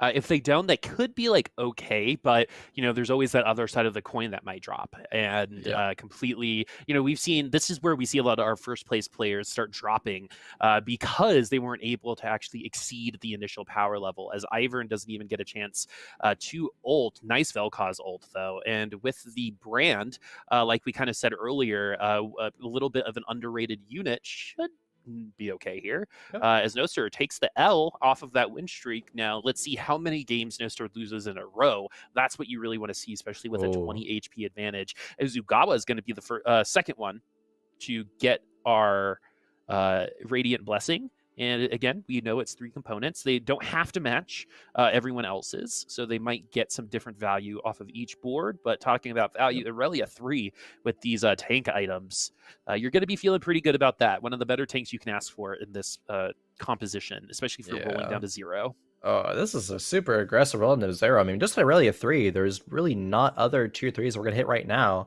I actually don't like the decision to continue rolling for Ugawa there. There's also 5 components on the bench. Maybe waiting at the latest for this next carousel. Definitely should slam something after that though, but strong enough to beat Yukar. Yukar greeting out 50 gold. Trying to maybe get into the stimmy range. So good against static characters, right? Vel'Koz, very good example of that. Doesn't move, and if Soraka is able to tag them, you're probably going to get tagged again because, again, there's no movement, right? And that's probably a big reason why we're seeing a little bit more Soraka and a little less Vel'Koz, especially if that Soraka gets to that Vel'Koz first. It's pretty much a shroud, and sometimes the Vel'Koz doesn't get a chance to ult because of potential Kha'Zix positioning. As Mercurial gonna play it a little silly with the Gwen, and we still don't even have all of our items. So these components, in terms of how many rounds they're gonna be in, only about 6 max, 13, 14 rounds total versus some of these other item slammers. And I know a lot of players like the Jirachi like slamming items early because you do get more value, you get more rounds out of them. But now you sacrifice flexibility. You get flexibility by waiting, but sacrifice potential early game advantages. So we'll see after this rundown how it goes, because if you also don't hit and also haven't slammed your items, things just haven't been going your way. Yeah, this is definitely going to be a Zizirot and a Redemption. Oh, I say definitely, but I guess not. It's Warmog's on the Rakan. And Shiv is the leftover item. I think we're on the tilt-a-whirl right now. Also, donkey rolling every turn for all these upgrades means that's going to be harder to find on them all. Runs into Elmon to, wow, is that 64 HP on the win streak, has 3 near perfect or, arguably perfect items on the Kled. Kled can work with a few different variations, but this is certainly a very, very good one. And we're running out of cannons. Just straight up, there might not be a lot of cannons left. So if you're trying to find that cannon 3, just in my opinion, you're going to need some people to die first. So it might be good to focus in on some other things. Definitely don't be rolling for it at this point, in my opinion. Of course, there's always the argument to keep going. Right? Keep rolling for it because you're so close. But there really aren't any left, right? No. There were 8 here, 8 in the last board, 6 on this board. Whatever that equals is math, and that equals not a lot of cannons left. I think it also means that only one of them could be tier 3'd, and it's not even the Hellion board that gets that opportunity. Crazy stuff. Trickster now has found a Garen on level 7 yet again. I believe it was from the carousel as well. Double Hodge, Runan's Kha'Zix. Bit of a weird, funky build, but it is certainly good enough to win some rounds and good enough to one-shot this Kled. Oh no, he dismounts. Still ends up with the slash, though. The isolation damage wins the round. 2 hands, 2 gloves. 2 claws, 2 gloves. I guess there's special fitting gloves there. For the I guess he likes his driving gloves sometimes. We're still 1 poppy away as well. The reason why we're winning is because we race to the Kled 3 faster than everyone else, as the common quail gets to a cannon. So there legitimately might not be any cannons left. Oh, that was the cannon too. Yeah, there's very few. I don't remember the last time a unit's been that contested, and it's so funny that it's Kennen, because it's a linked unit in a lot of these comps, right? It's not Definitely. the carry, it's the potential front line, so you have a Frozen Heart, and it's your CC, it's your utility. But yeah, we've got a lot of golden units on the board right now, There's and yeah. Yeah, so there's 22 two costs, I believe. So there's, I don't even know, there's 6 on one board, like 6 on another board, 12. There's actually like less than 5 cannons left. The number is somewhere in there in the pool. And That's crazy. yeah, and it's only a 20% hit right now too. So it's harder to hit the Kennen right now than some 3-cost 2 tiers, 3 tiers right now, based on just how many are left. Yeah. So we also have itemization going on for Noster. This should be pretty quick. It's going to be our first Kale of the day, Deathblade Last Whisper. So no Hodge, no lifesteal for the Kale. It's going to be raw damage. So it's going to be all about protecting that Kale and keeping that Kale alive. This Gwen, such a monster actually, but not good enough to take out the Kale. She was fortunately protected there. That was I mean, this was a big roll down turn for Noster. We didn't get to see quite all of it, just the tail end of it, but still a lot of things happened there. There was like 5 or 6 complete items that were moved. I mean, 5, I guess, because the Frozen Art remained on the bench the whole time. The Common Quail now just getting the Stimmy at 30 HP. Thieves' Gloves going to be a potential as well. Don't really need the Sunfire because there already is a Morello here. Titan's Resolve is okay. One of those two. Thieves' Gloves or Titans. Probably TG is the pick, and there it is. It's a couple free items, right? And when everyone's competing on the same units, itemization becomes a little bit more important.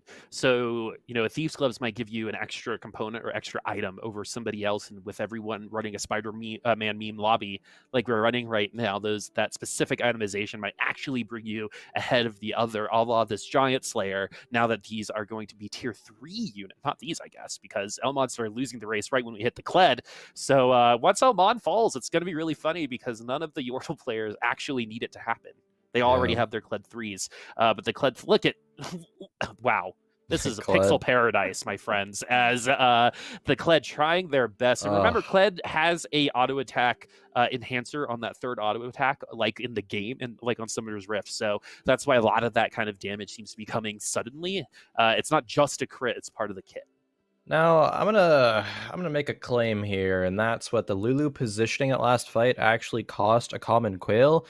The Lulu in this composition, her role is a couple of things. To peel for the Kled, who's going to be one of the, the main, if not the main carry, and to give him some attack speed as well. But the Lulu's positioned so far away from the Kled, she could do neither of those things very effectively, and a Common Quail is backlining her. I mean, this time you can make an argument that's for the Zeeks, but even still, her being so far away from the Kled, I just personally really, really dislike.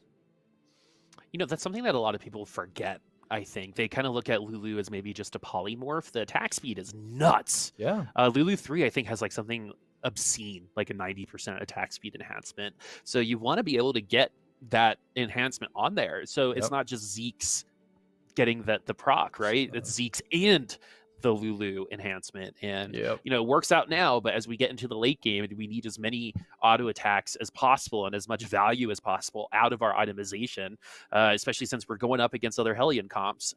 You're going to need to move around that Lulu for sure, because a Lulu on the other side getting that attack speed on a carry versus your Lulu getting attack speed on your tier 1 Ziggs in the back line or tier 2 Ziggs in the back line, the value's not equal. No, not even close on that one. Common Quail grabbing a Bramble Vest does help against the other Kled player and other IE or Dual Gauntlet related players. Not a bad pickup. This might be M or Maggie's first top 4, but again, this lobby is so close in HP. It's just the pacing of these lobbies. Everyone rerolling and hitting at a similar time. It's just that's what's going to happen. Mercurial did go out in 8th this game. Ugawa is hitting some tier 3 upgrades. Big hits in terms of items for Maggie as well. Gonna be a Spell Weaver emblem on the Fiddlesticks. Super, super good.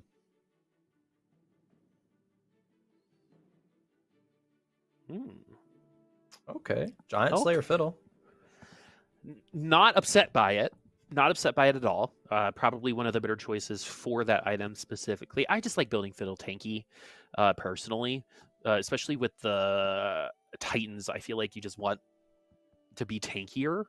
And we saw how quickly that Fiddlesticks did leave the field, but this. Oh, it was maybe for the Abomination. Giant Slayer and Abomination is quite nice, but it doesn't matter because we lost. So another reroll comp takes the dub. Common Quail. Wings a little clipped Single right now at digit. 2. Yeah. Single digits.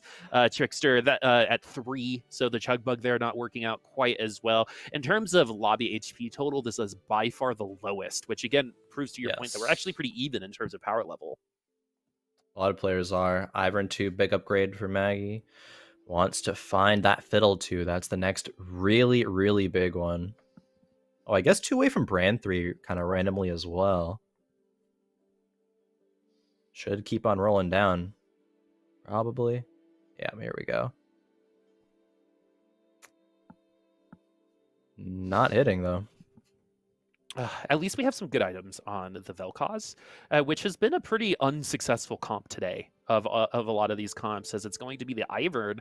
It seems like M&M likes frontlining that Ivern. Unfortunately, the Vel'Koz gets stopped up by the Kennen. Kennen runs back to the back line, and Kled is going to destroy this board. M&M should be alive for one more round. Might be a top 4. This top 4 is going to be decided by single units. Close. Yeah. It's not going to be...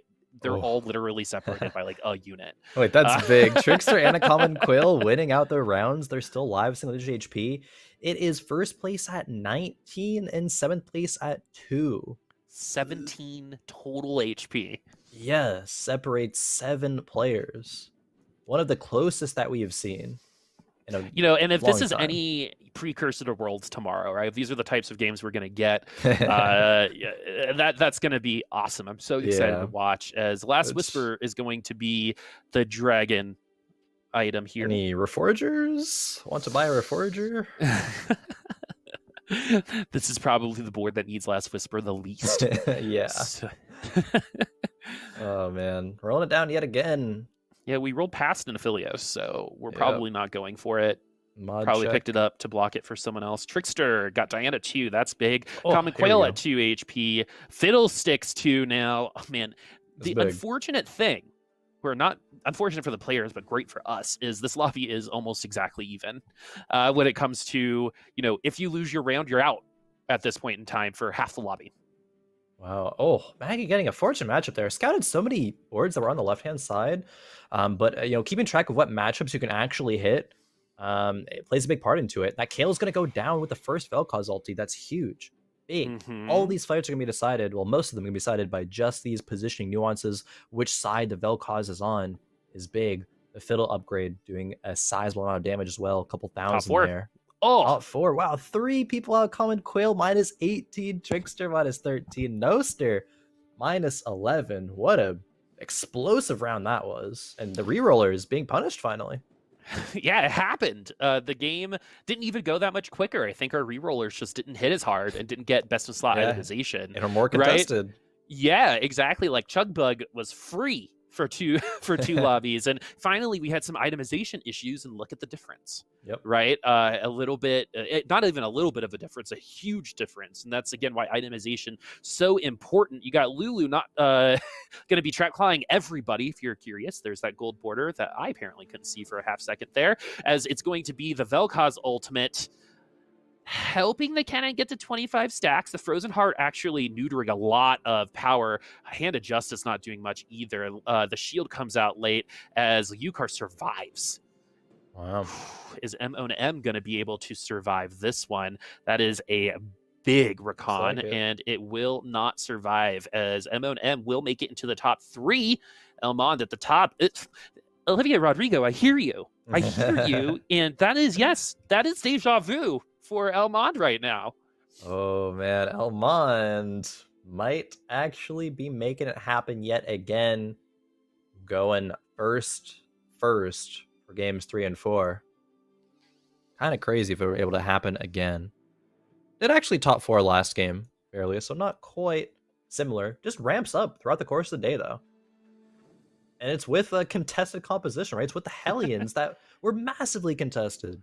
Yeah, he actually had one of the weaker Hellion boards. Yeah. But itemization, I think, on the Kennen helping a lot. The longer your Frozen Heart stays alive, the more value you get out of it. Not a lot of value right now. But the Kled doesn't seem to care. That's so much damage. It's like that, and like a massively CC'd too. Got CC'd, got Cinder flung away, dismounted, got immediately A-bomb charged, and still survived long enough to kill the Vel'Koz. And I believe, it died right before the A-bomb did, but did enough. It's just wild. Maggie goes out, is Yukar once again in a top 2 situation, and Elmond is here. Hellions versus the Vel'Koz for Invoker board. This cab spat actually makes this Kled even stronger. Yukar, second place again.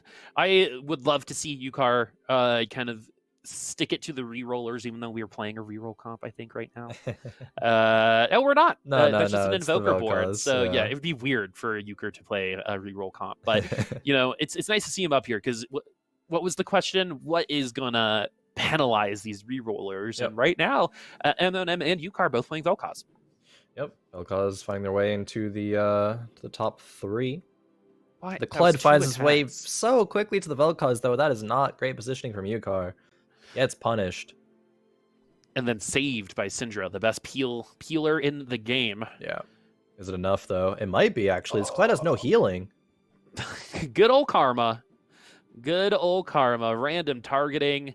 And it still might not be enough. It still might not be enough here. Kled's still going. It's a cruel diff. It happened. That means we get another round.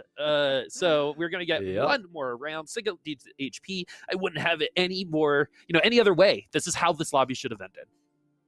Not going to be going into stage 7. One more Kennen needed, but does not have the gold to hit it. It is actually, with that, going to make some item swaps. Perhaps the Gargoyles and Titans onto the Rel. There we go. Frozen Heart still in the Kennen, though. He just needs one cast. Some good slows, and that's going to be his job well done. Wants to keep this Rel alive for multiple, potentially. Love the Trap Claw. Yeah. The Kled. Banshee's Claw Keep an eye on good. The Teemo and the Karma, very good at taking down those shields very early on, but once again, Yukar getting read like a book on that positioning, as it should be the Kled taking the dub here. Yeah, no Syndra appeal on this one means Elmond is going to have a bit of a repeat of last week's performance, get a first place under his belt in game number 3, and certainly put him up there among the top point earners of the night and in contention for first place overall for this week. Continues to prove that the third lobby is kind of the one that shakes everything out, right? Yeah. Like, you're cleaning the rug, and then all of a sudden you see what's underneath and everything becomes even clearer. Or it's the opposite, right? Things become even more muddled. So let's take a look at the scores and see exactly where we're at, because it should be very close down the board, as it is. Everyone still having potential to top 3. Some definitely harder than others, but everyone at 15 and above can win still. Technically, Mercurial can still win, but that would need a lot of help. But everyone above that can still win, let alone top 3. Yeah, really fight between 5 of these players. Ugawa at 21 points, Trickster at 19, Yukar and Elmond tied at 17, and a common Quailed TV at 15. The Mercurial, M&M, and Noster down the line. I'm surprised that Noster has not come up with any top 4s yet. I believe the only player amongst this 8 to not have any top 4s. I would not have expected that out of Noster. I actually have some info on that. I was watching over on that stream for a second, and the 4 games I think he played before Fight Night, he got first, third, and second on. So I think maybe he used all the RNG. Yeah, maybe he used those games before coming to Fight Night, which I have a weird, I do kind of believe in that. Yeah. Have you ever played a game and you're like, it's going to crit. My move's going to crit right now. And it does, right? So I feel like that's kind of sometimes how that happens. But Noster, like we said, plays with Goobums. He was part of that crew, right? The Goobums DQA crew last set. Yeah, I'm saying, are you talking about some, variation of like gambler's fallacy right now? Like, I used all my luck here. Or, I, had a bunch of bad games. I'm certainly gonna win the next few.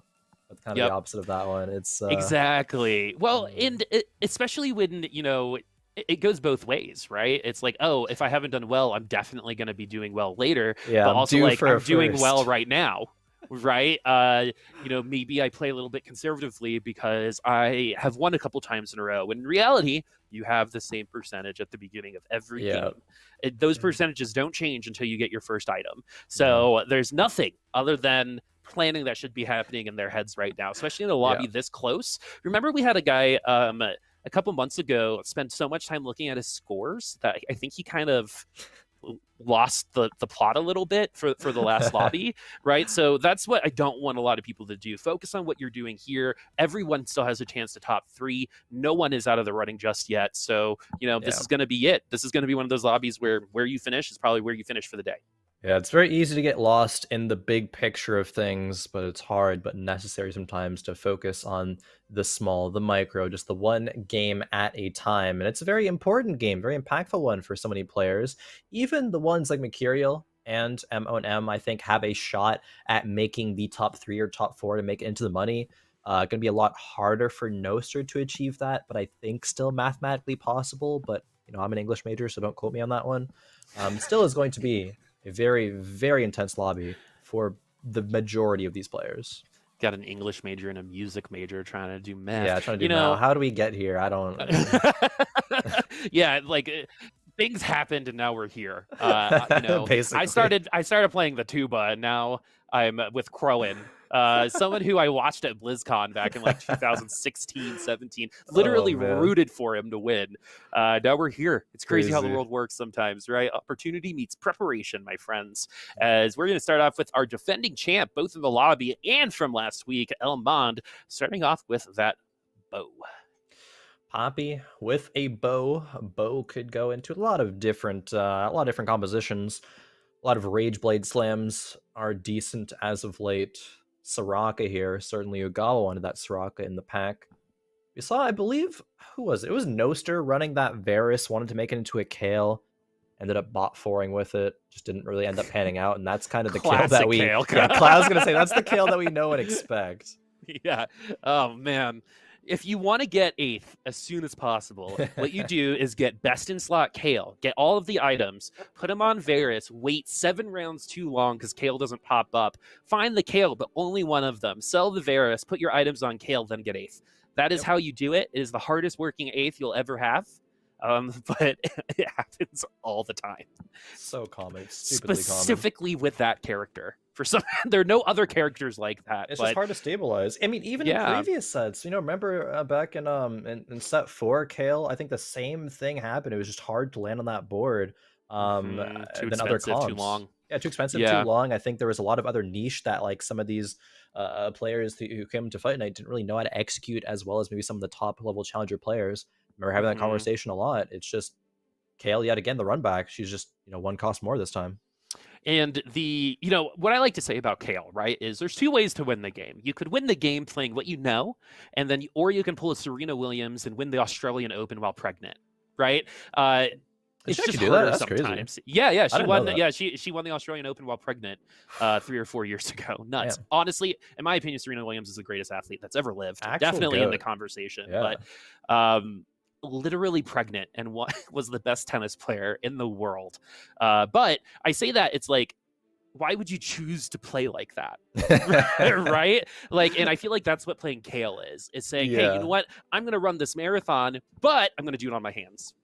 Right. Well, why? Because I want to. That's the Boopasaurus school of playing Kale. True, right? Actually. As opposed to like seeing everyone around you running with like Hellions, right? And you see all these Hellion comps, you see these Dawnbringer comps next to you, and you're like, nope, gonna stay on my hands, or I'm a unicycle rider.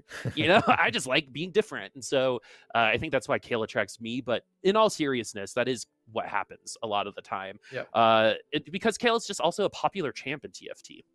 Popular champ. There's this fantasy of, I mean, if a Kale board gets online, like it can be and is one of the strongest in the game. It is just so hard to get there, and people are like, you know what? Nah, I'm in a good enough spot to do it.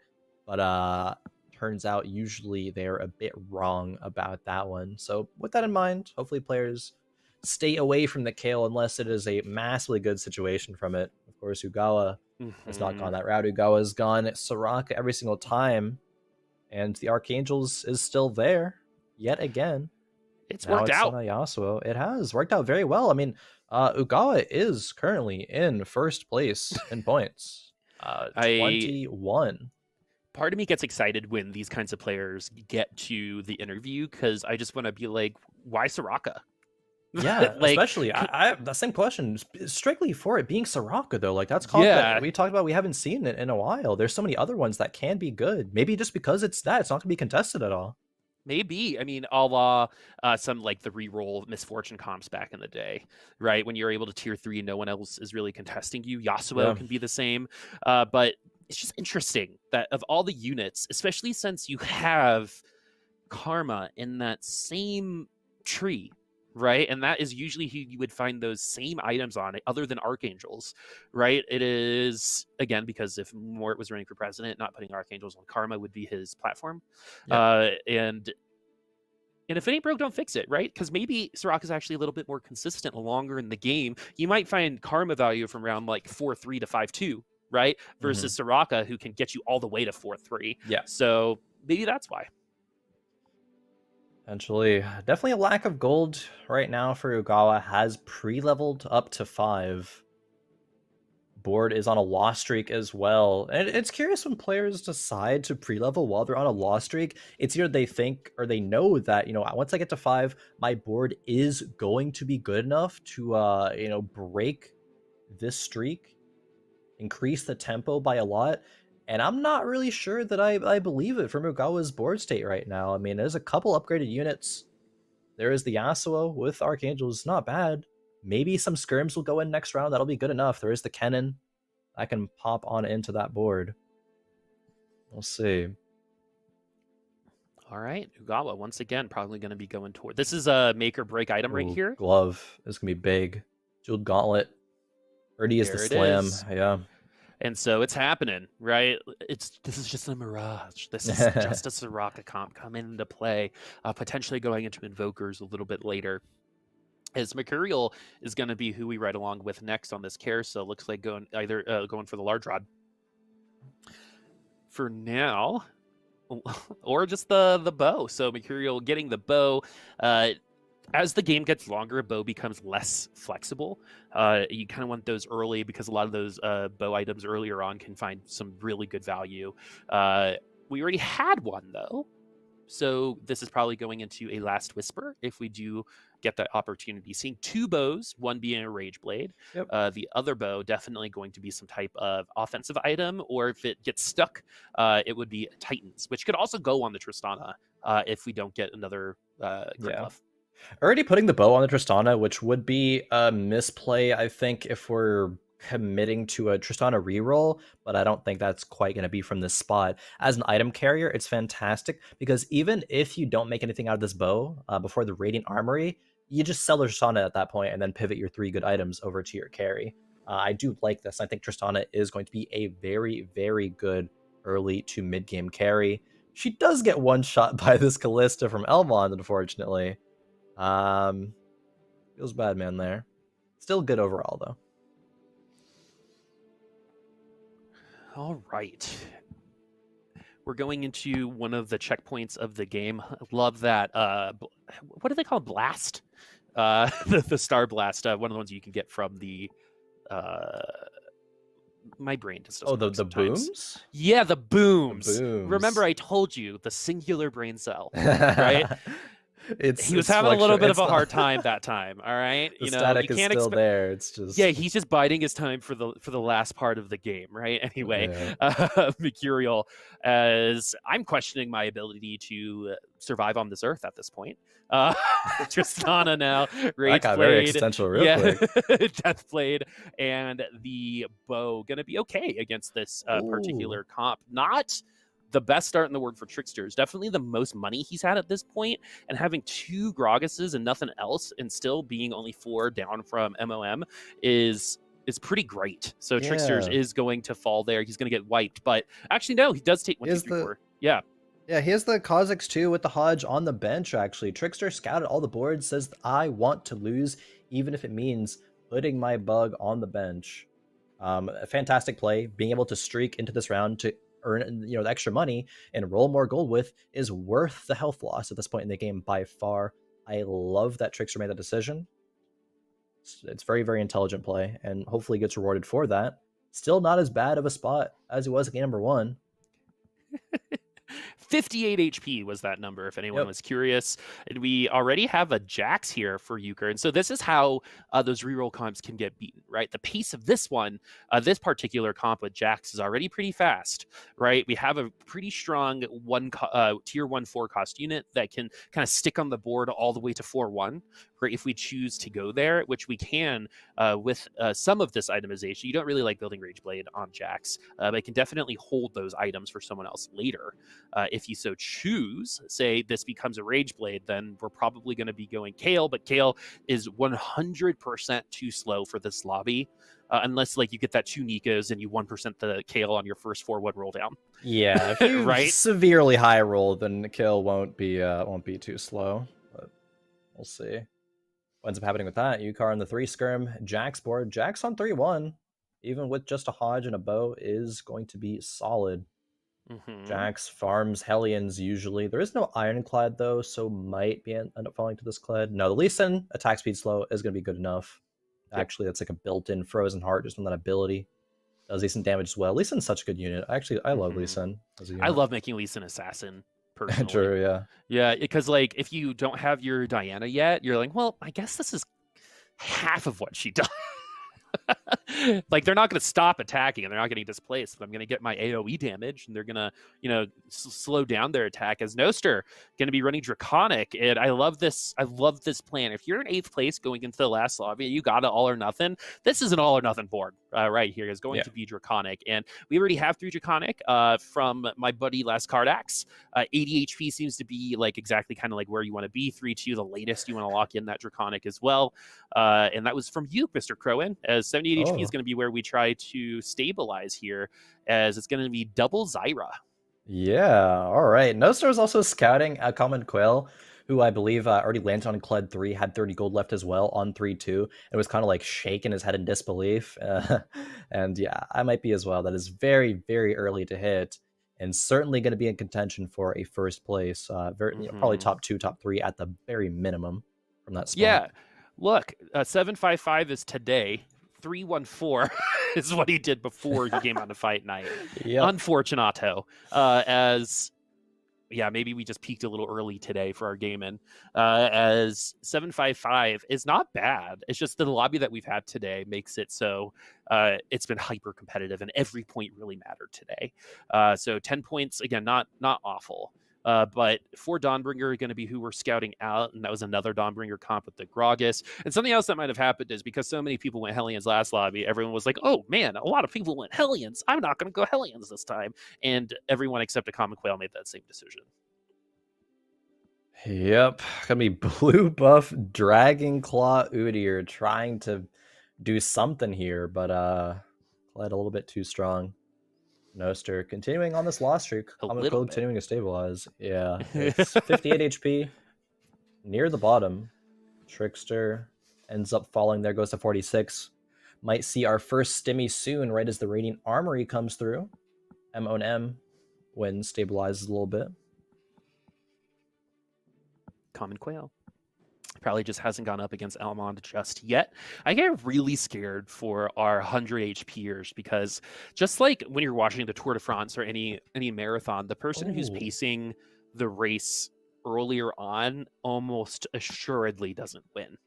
I feel like it happens a lot in TFT as well. So I think best case scenario for Elmond is what happens is like you get to 100 HP, you get to 4-1 at 100, everyone starts spending money except you, and then you start losing. And then the unfortunate thing is when it's your turn to roll down, which is going to be later than our bottom 4, right? You just don't hit. And you actually, instead of getting stronger, you end up staying the same while other people surpass you, and that's where you start losing a lot of HP. And we've seen that a lot, 40 HP leads becoming 6th places, for example. I actually really like Elmond's spot. I know starting the carousel, Elmond was on level 7 before the 3-5 carousel.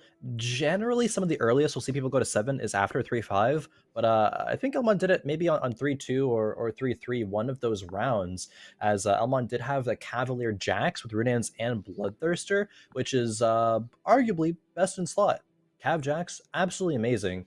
So with that in mind, Elmond could actually turn this into, up from the front lead and actually stick with it the whole time around.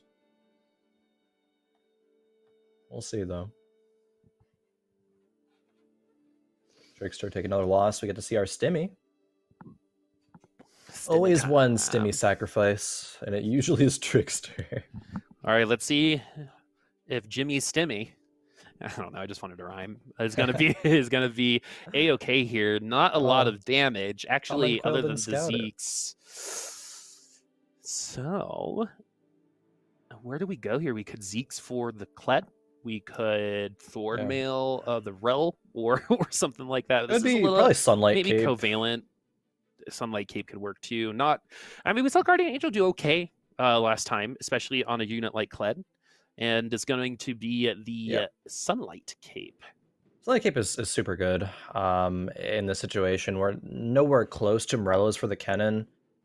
It solidifies a bigger front line right now. Going to be some sizable healing reduction that we need, because again, there's units that have Bloodthirsters in this lobby. Healing reduction is going to be very, very good. Clyde going to clean up most things just regardless. Still just a Tristana 1 on the other side of the board there for it's Mercurial. Couldn't see the name. I'm like, okay, who's playing the River Sprite? It's only Mercurial. River Sprite. I feel like when I see people use the River Sprite at high levels, I'm actually kind of intimidated. And it's almost, there's, I feel like it's like Faker using base skin, like exactly. So or when people have Muay Thai Lee Sin on the Rift, I'm like, that's a Smurf. That's a Smurf playing right now. There's just certain skins that are like that, and that kind of has that vibe for me. As M playing this Vel'Koz for the third time in a row worked out really well last game. The lobby might have been a little bit more friendly to the Vel'Koz, but we got to get to that Vel'Koz too soon. We have good items for it, so we're not worried about itemization. We're just worried about getting to it at this point in time. And we also have the remover, so if we do land on something else, we can go that direction if we choose. Might be a bit worried about itemization after this next armory, because there is no Shojins, which M&M would like optimally. Could go double Hodge or Arcane or something like that, but even this roll down, pretty bad. There is not any Revenants besides the Fiddle. No A-Bomb in here. It's 2 out of 3 redeemed, 2 out of 3 A-Bomb. Like, this is just flat out not a good roll down. And it comes into the intention, Boop. I know this is a concept that you love, and I think that's a perfect example to showcase it. There's still 40 gold here, and this board is pretty awful. Tell me how you really feel, Khroen. It's look. There's 40 gold. There's 4 components to the bench. There's not even a full 3-item Vel'Koz. It's 2 out of 3 redeemed, 2 out of 3 A-Bomb. It's like it's not happening. Sword didn't come. There's just nothing going right here, and which is interesting because I actually remember I very briefly for like 30 seconds tuned into Emma stream before the event, and she was saying how she was going to go for AP compositions. That was what she's most comfortable with tier or belt starts. And it doesn't really seem like that comfortability is translating super, super well. And I don't want to come off as like super, super critical. It's just not quite working out, at least in these games. Now finally we've landed on a good board. 3 redeem, 3 A-Bomb. It just sucks that there's no sword here for the Shojins.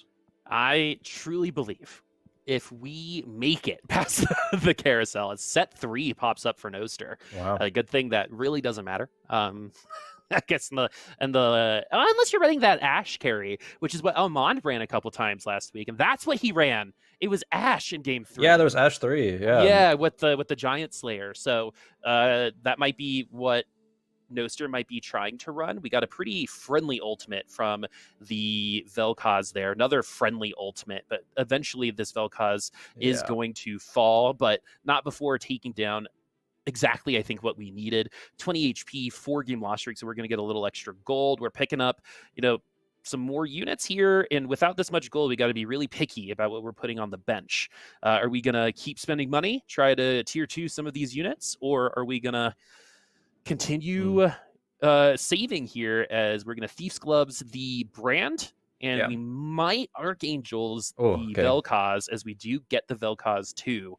But you have the Archangels or blue buff or nothing right now. Definitely going to be waiting for Carousel for the sword. Yeah, at this point, definitely wait. I mean, those are big upgrades, though, and I think I like the decision a lot from M&M to sell the Rel and play Lux for the Mystic, because there is AP compositions the rest of the game, like this one from Ugawa. You know, Ugawa's going 4 out of 4. Yeah, Soraka reroll, or Soraka and roll.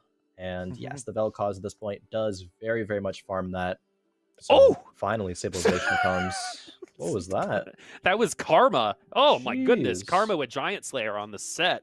Oh, man, where did he go? I guess I wasn't joking when I said that doesn't really matter. At least for that round, it didn't. Man, that set's also going to struggle against anyone with a Giant Slayer. Probably one of the biggest weaknesses for that unit. And we have a sword that is in a friendly position. We're feeling great about that. And we have a couple rounds now. Too. So we did stabilize. Unfortunately for us, our top 2 players have 82 and 86 HP respectively. Elmond could be doing it once again, Boop. The back-to-back firsts in game 3 and 4. It's possible. Only 4 points. Elmond's only 4 points away from first, and Ugawa might be going 8th right now. 12 HP. Once more Soraka. Okay, hits the Soraka. Frees up the tier for a redemption.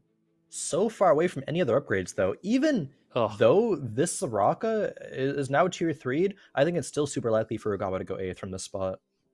Power level came back too late, right? Say this gets locked in at 3-1, 3-2 like it has in the past. Right? You sprint through that round. Right now, people can just take the Soraka now. There's really no advantage.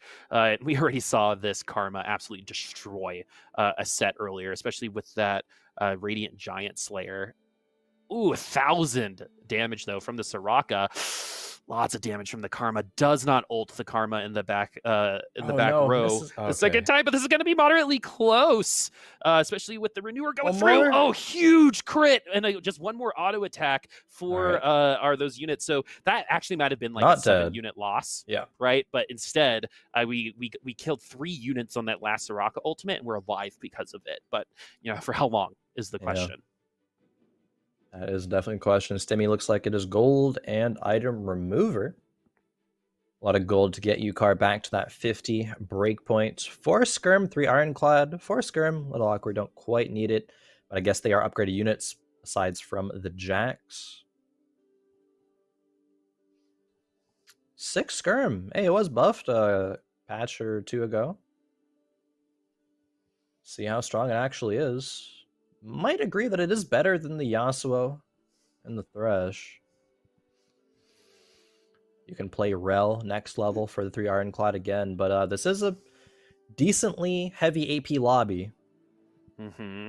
Unfortunately for the Soraka, this particular group of units not necessarily into a ton of mana, but good thing for the Soraka is we've taken away some of our support into raw damage.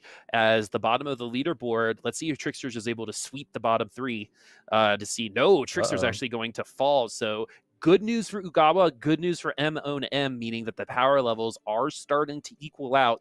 M-O-N-M just got that Ivern and the Lux, so we're even stronger now. As thank goodness the matchups were a little friendly and the lobby slowed down, because if it wasn't for that, M-O-N-M would be closer to Ugawa's life total right now.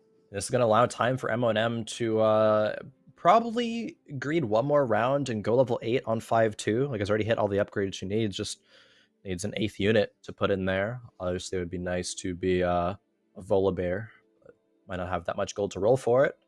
Ukar just getting 3 gold from the Raptors. Back to Noster. Karma Gamer going for, looks like potential Nunu 3. Nunu 3 might be on the menu, folks. This was a Draconic comp to start, so that's probably where the Nikos came, other than the fact that Nikos literally are raining from the sky this game. So that might have just been a natty one from a blue orb, as we're still, man, so impressive.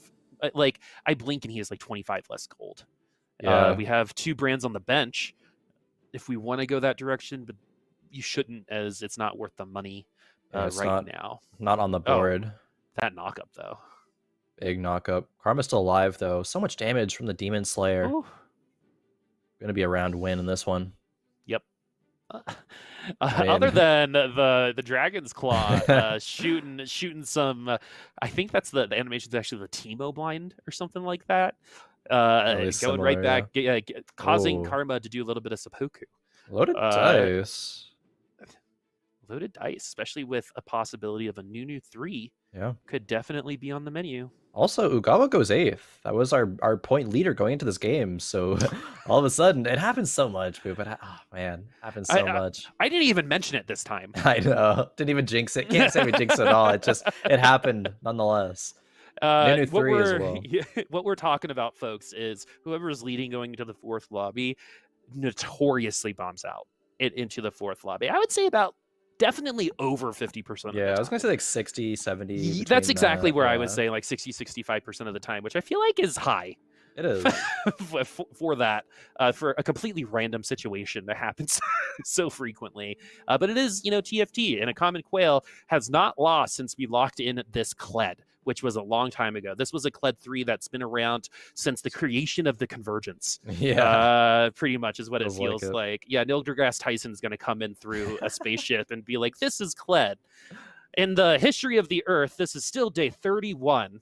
Kled is day 29. He's still here. It's like the alligator, right? Yeah. Surviving all of this. Maybe except for this particular matchup, as it is getting a little close. Oh, Kled gets it. How much HP was that at the end? I don't think we're going to get a hover, but might be even sub 25. Yeah. I was being safe on it. Might have been sub 25 for sure. I didn't think that was going to be a win for Kled, but been pretty good. A common quail at 86 HP. Still with 1 cost real comp. That is so insane. Kled is I don't want to say Kled is unhealthy for the game, but definitely a powerful one. Some players think might that Kled is easily countered. Or is countered. Yeah. Like Jax does well against Kled, for example. I mean, but with the Cav, you're able to get like a Cav spat. You get your 3rd Cav in there. Like that Kled can be even harder to get through. And not as vulnerable to CC as some other units, because you might get lucky and you might get the demount. Instead, you might be able to get right back into that damage, as the reroll comp's not really showing up as hard this time around. Aphelios' first ult doesn't get anything, but it's after that first kill that you really have to worry about it. Look at that Deathblade stacking up 100 damage. Mercurial gonna be able to take this down. It was actually a little scary at first, especially after that first ult didn't take anyone down. But we were able to get to the power level we needed. Wait a minute. Yukar, M&M, and Trickster are all out. And Yukar and Trickster were in the conversation for first place. But you know who's left? Elmond. Elmond could be doing it. If it happens. Maybe a common quail too, actually. If a common quail gets first and Elmond... If a common quail gets first and Elmond gets second, I believe they'll tie in points coming at the tiebreakers. But if Elmond gets 3rd or 4th, a common quail wins. That could be a common quail coming back from 5th place in such a close lobby to the dub on the night. Could happen. If Elmond wins, we should ask him the exact same questions we did last time. Because it's literally deja vu. This is the definition of that happening. And at this point, like, what is it? 1 time is an accident, 2 times is a trend. It's a trend, or something like that. And so it's a trend now. And so Elmond just needs a couple warm-up games, it seems like. And I've always been like that with like casting too. That's why I like coming in and chatting 30, 45 minutes, an hour beforehand. It's like, you want to get all of that out before you get into your games. And it seems like Elmond doing that in those first 2 lobbies, as this Aphelios is living on the edge on a lot of these rounds. Even though we did see it win a couple times, it is not guaranteed, as Noster is going to top 4 finally this round, starting off with that Draconic, pivoting into pretty awesome comp there that we just saw lose. But, this comp is pretty strong. Can get stronger, though, with an Akshan. I feel like the person who's bottoming out top 4 in game number 4 is almost more common than the person in first bottoming out. in the bottom four. Yeah, exactly. That happens like 75% of the time. Maybe even higher. Maybe more. Yeah. Exactly. There's always like a massive spoiler in the top 3, or even 4, because any level that Nostra gets over this makes everything like even more insane in terms of where the board might go. Common Quail seems to have this in the back pocket, but did just lose. So the Kled isn't unbeatable right now. We have a Spellweaver Teemo, so these things are going to get better. This particular board should be okay against the Aphelios, especially since Aphelios is targeting the Kled, and those Yordles are just going to be providing stacks on that Deathblade, and all of a sudden this Kled looking broken, or not like complete put together again, and not as broken as before. It is, though. Common Quail is saving up the gold, wants to level to 9, has, preserved 86 HP to be able to do just this. Every single bit of HP is a resource. Going to have 50 gold to roll with, it looks like, after going to level 9. Has probably HP left over to build a Teemo 2 as well, and it has a Spellweaver emblem. That's going to be impactful. 2 Hecarim's away from Hecarim 3 for some reason as well. Those are my favorite, is when the game is like, please just pick up the Hecarim, right? We're just telling you to pick it up at this point. And sometimes that's just what happens, is we pass a couple good 5-cost units, but should tell us exactly how good this Hellion comp is right now. There's no need to pivot out of it. There's the HP for the Teemos. And honestly, 3 Cavalier 3 could be seen as a bit of a fake trait. It's only 5% more damage reduction, I believe. So it's not the biggest deal in the world. Like 1 or 2 auto attacks. Yeah, this Hecarim very reasonably could have just been sold. We have more econ. We can roll into the 5 cost that might be impactful. You might end up needing a Viego or something like that. Like Viego Diana, splashing those units in is going to be super good always. Backline access, might not need it though. As the Kled and Teemo are doing work in this matchup versus Noster, the Karma, only a matter of time until she falls down. It will be right now. Noster out in 4th, but we're going to be here for a little bit with the rest of these teams. Yeah, we might actually make it to round 7 for the first time. Maybe not. Yeah, maybe. We probably are going to make it to round 7 for the first potentially. time. It's like a 6-6 or 7-1, 7-2. Yeah, it's going to be 7-1 if we see it. But this Aphelios comp is, 1, rich, and 2, beating the other comps ahead of it. So we might be looking at a Mercurial comeback right now. Not on a Shriek just yet. This Gwen might actually be pretty rough go of it, especially with the Shroud, maybe keeping some of the Aphelios ult from one-shotting. Yep. So we'll see what happens. There's always that cruel potential with that Teemo. Oh, great Zephyr from Elmond, and that's going to be the Radiant Zephyr as well. So 10 seconds, the Kled is in the air doing absolutely nothing, allowing a time for the Gwen and friends to just cleave the rest of the board. Jack's Cav's still alive. The Kled is doing so much damage, and then the Teemo comes through as well, and the Kled actually takes down Elmond as Mercurial falls.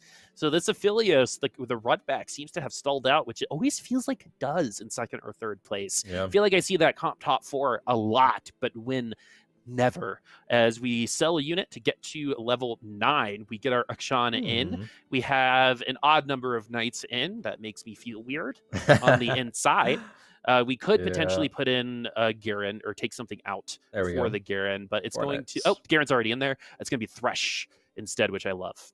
Yeah, Thresh goes in. I guess the Rageblade maybe wanted to go on the Akshan, but now it's probably just going to go on the Viego. Like, okay, it goes in the Garen. I would have liked to see him in the Viego. A Zephyr. I didn't actually see who it caught in the quarter. Was it Aphelios? I think it is.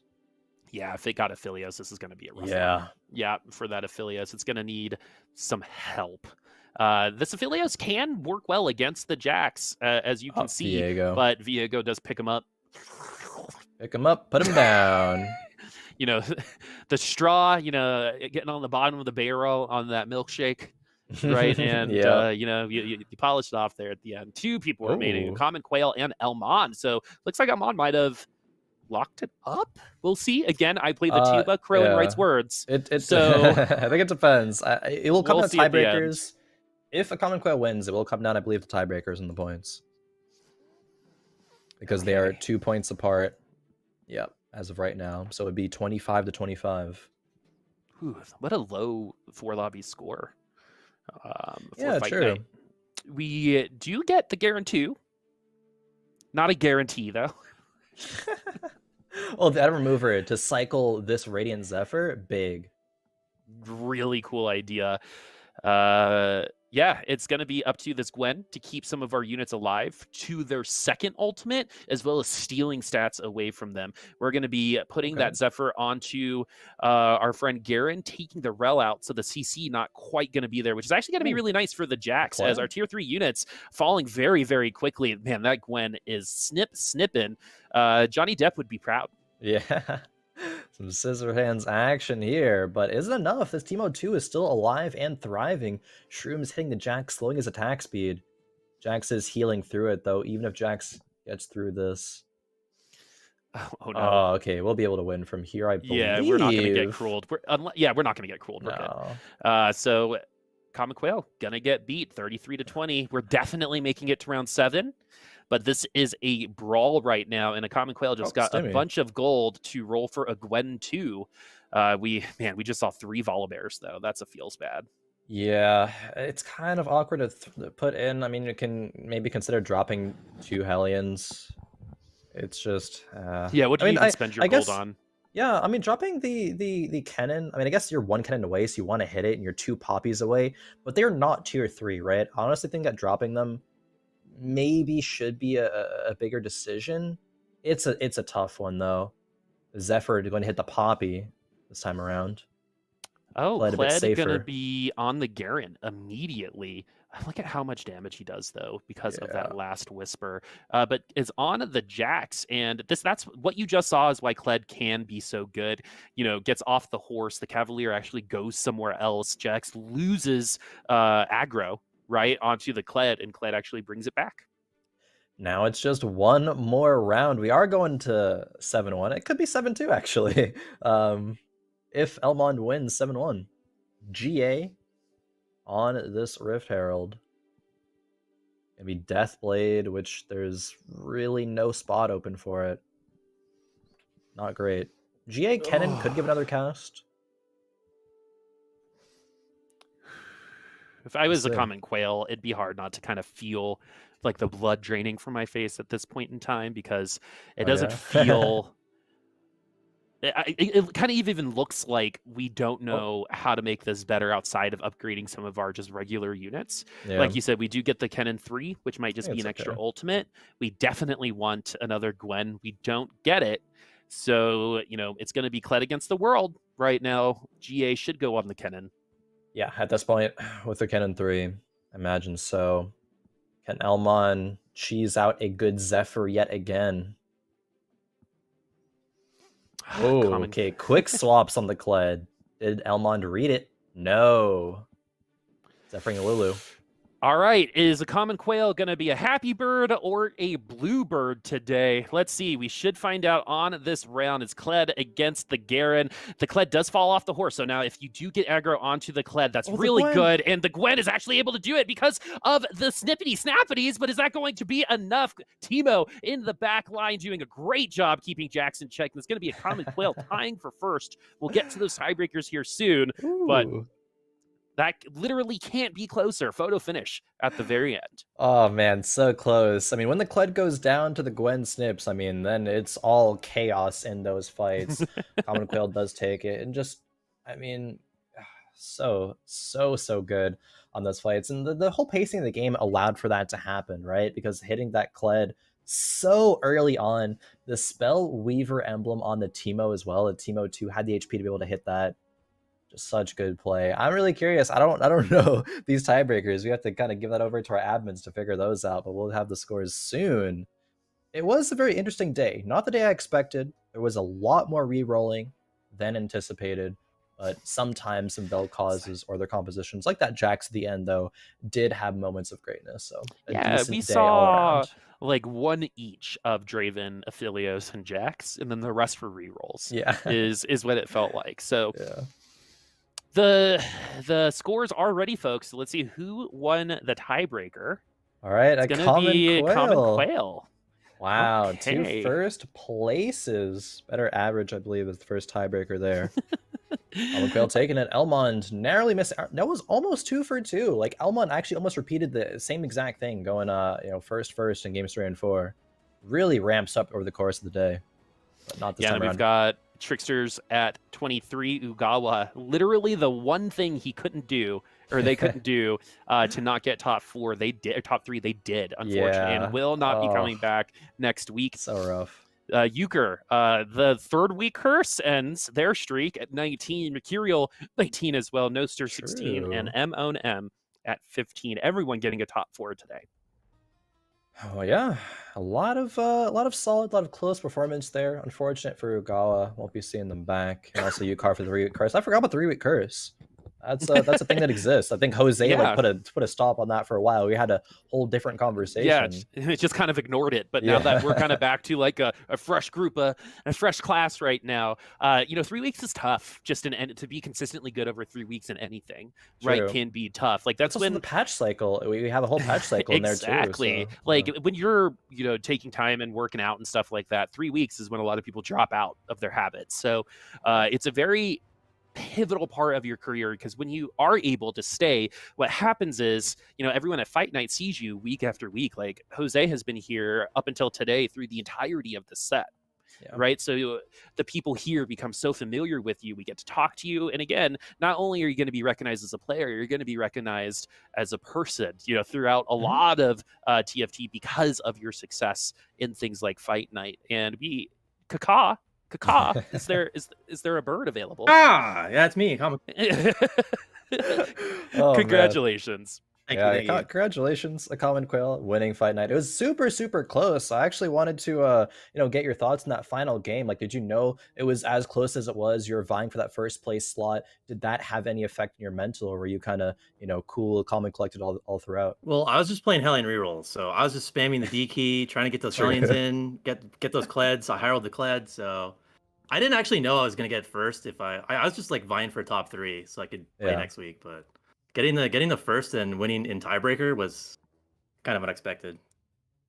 Yeah, definitely. One more question before I pass it over to Boop. You're rolling for these Kleds. I want to get just your perspective on the meta right now, especially because, Worlds is on the horizon. I'm sure a lot of people are going to be checking that one out.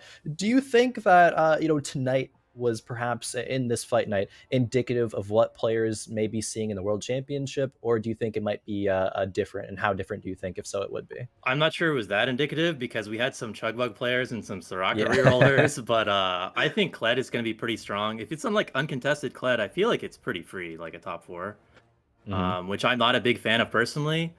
I don't really like reroll metas, but the meta aside from that is really good, I think. So overall, I'm really excited for Worlds, and I'm excited to see if there's any new techs.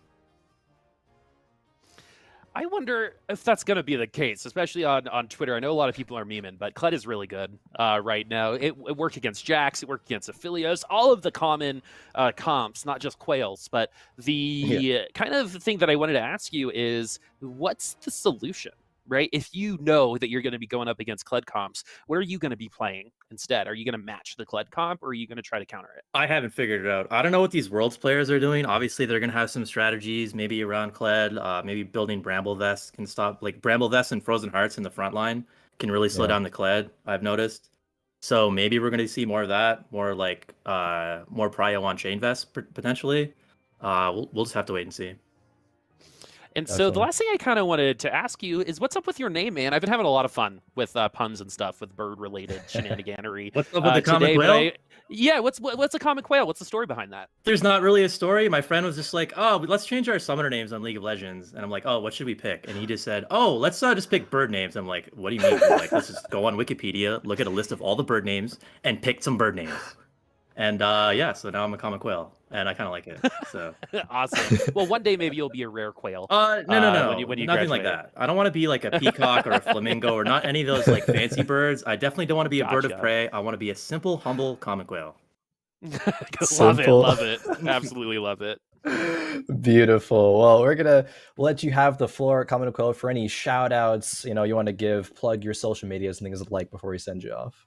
Oh yeah, just shout out to all my Twitch followers, everybody in the chat. I've been streaming now for like 9 months now, and It's been fun watching my channel grow. I'm trying to get better at TFT. I'm still working on it. You know, I'm not quite a top player yet, but every season I seem to be ranking up, powering up. And yeah, so just follow me on twitch.tv/Acommon for some chill late night gameplay. There we go. Set 6, maybe the spike for a Common Quail. We'll see. Improving every single set. Congratulations on your victory here in Fight Night Rising, and we will see you here next week. Thank you.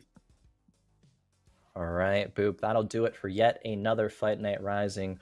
Worlds is on the horizon. You know, if you haven't heard about it, will be 2 a.m. Pacific on twitch.tv/Teamfight Tactics. A lot of great, actually the greatest Teamfight Tactics action I think we will see ever. Just you know, throwing that one out there. But Boop, how have you thought about tonight? You have any thoughts about, you know, Worlds on the horizon, anything like that? Yeah, I wish that we saw a little bit more of like the 1-to-1, right? People were having fun today, and that was cool. Soraka was like fun to watch. Yeah, a lot of re-rolling today. But at the end of the day, we get to see the best of the best in the world, right? Including, you know, as a North American, right? It's really weird when we actually have hope in a lot of these situations, right? You know, with Robin being the legend that they are. Oh, yeah. Hopefully it's not a peaking too early situation because, you know, I believe as well. But there are some European players coming that I think will surprise a lot of people as well. The Polish machine. Khroen. Khroen crushed it during the EU qualifiers. It was a totally different meta back then, but very impressed. And that's who I have my eye on starting tomorrow. Definitely going to be a lot of exciting action on the horizon. Check it out. If not, you know, it is going to be pretty late. Make sure to check out Fight Night Rising next week as well. But until then, take care. Have a good night. We will see you here back next week for more Fight Night Rising brought to you by Wisdom.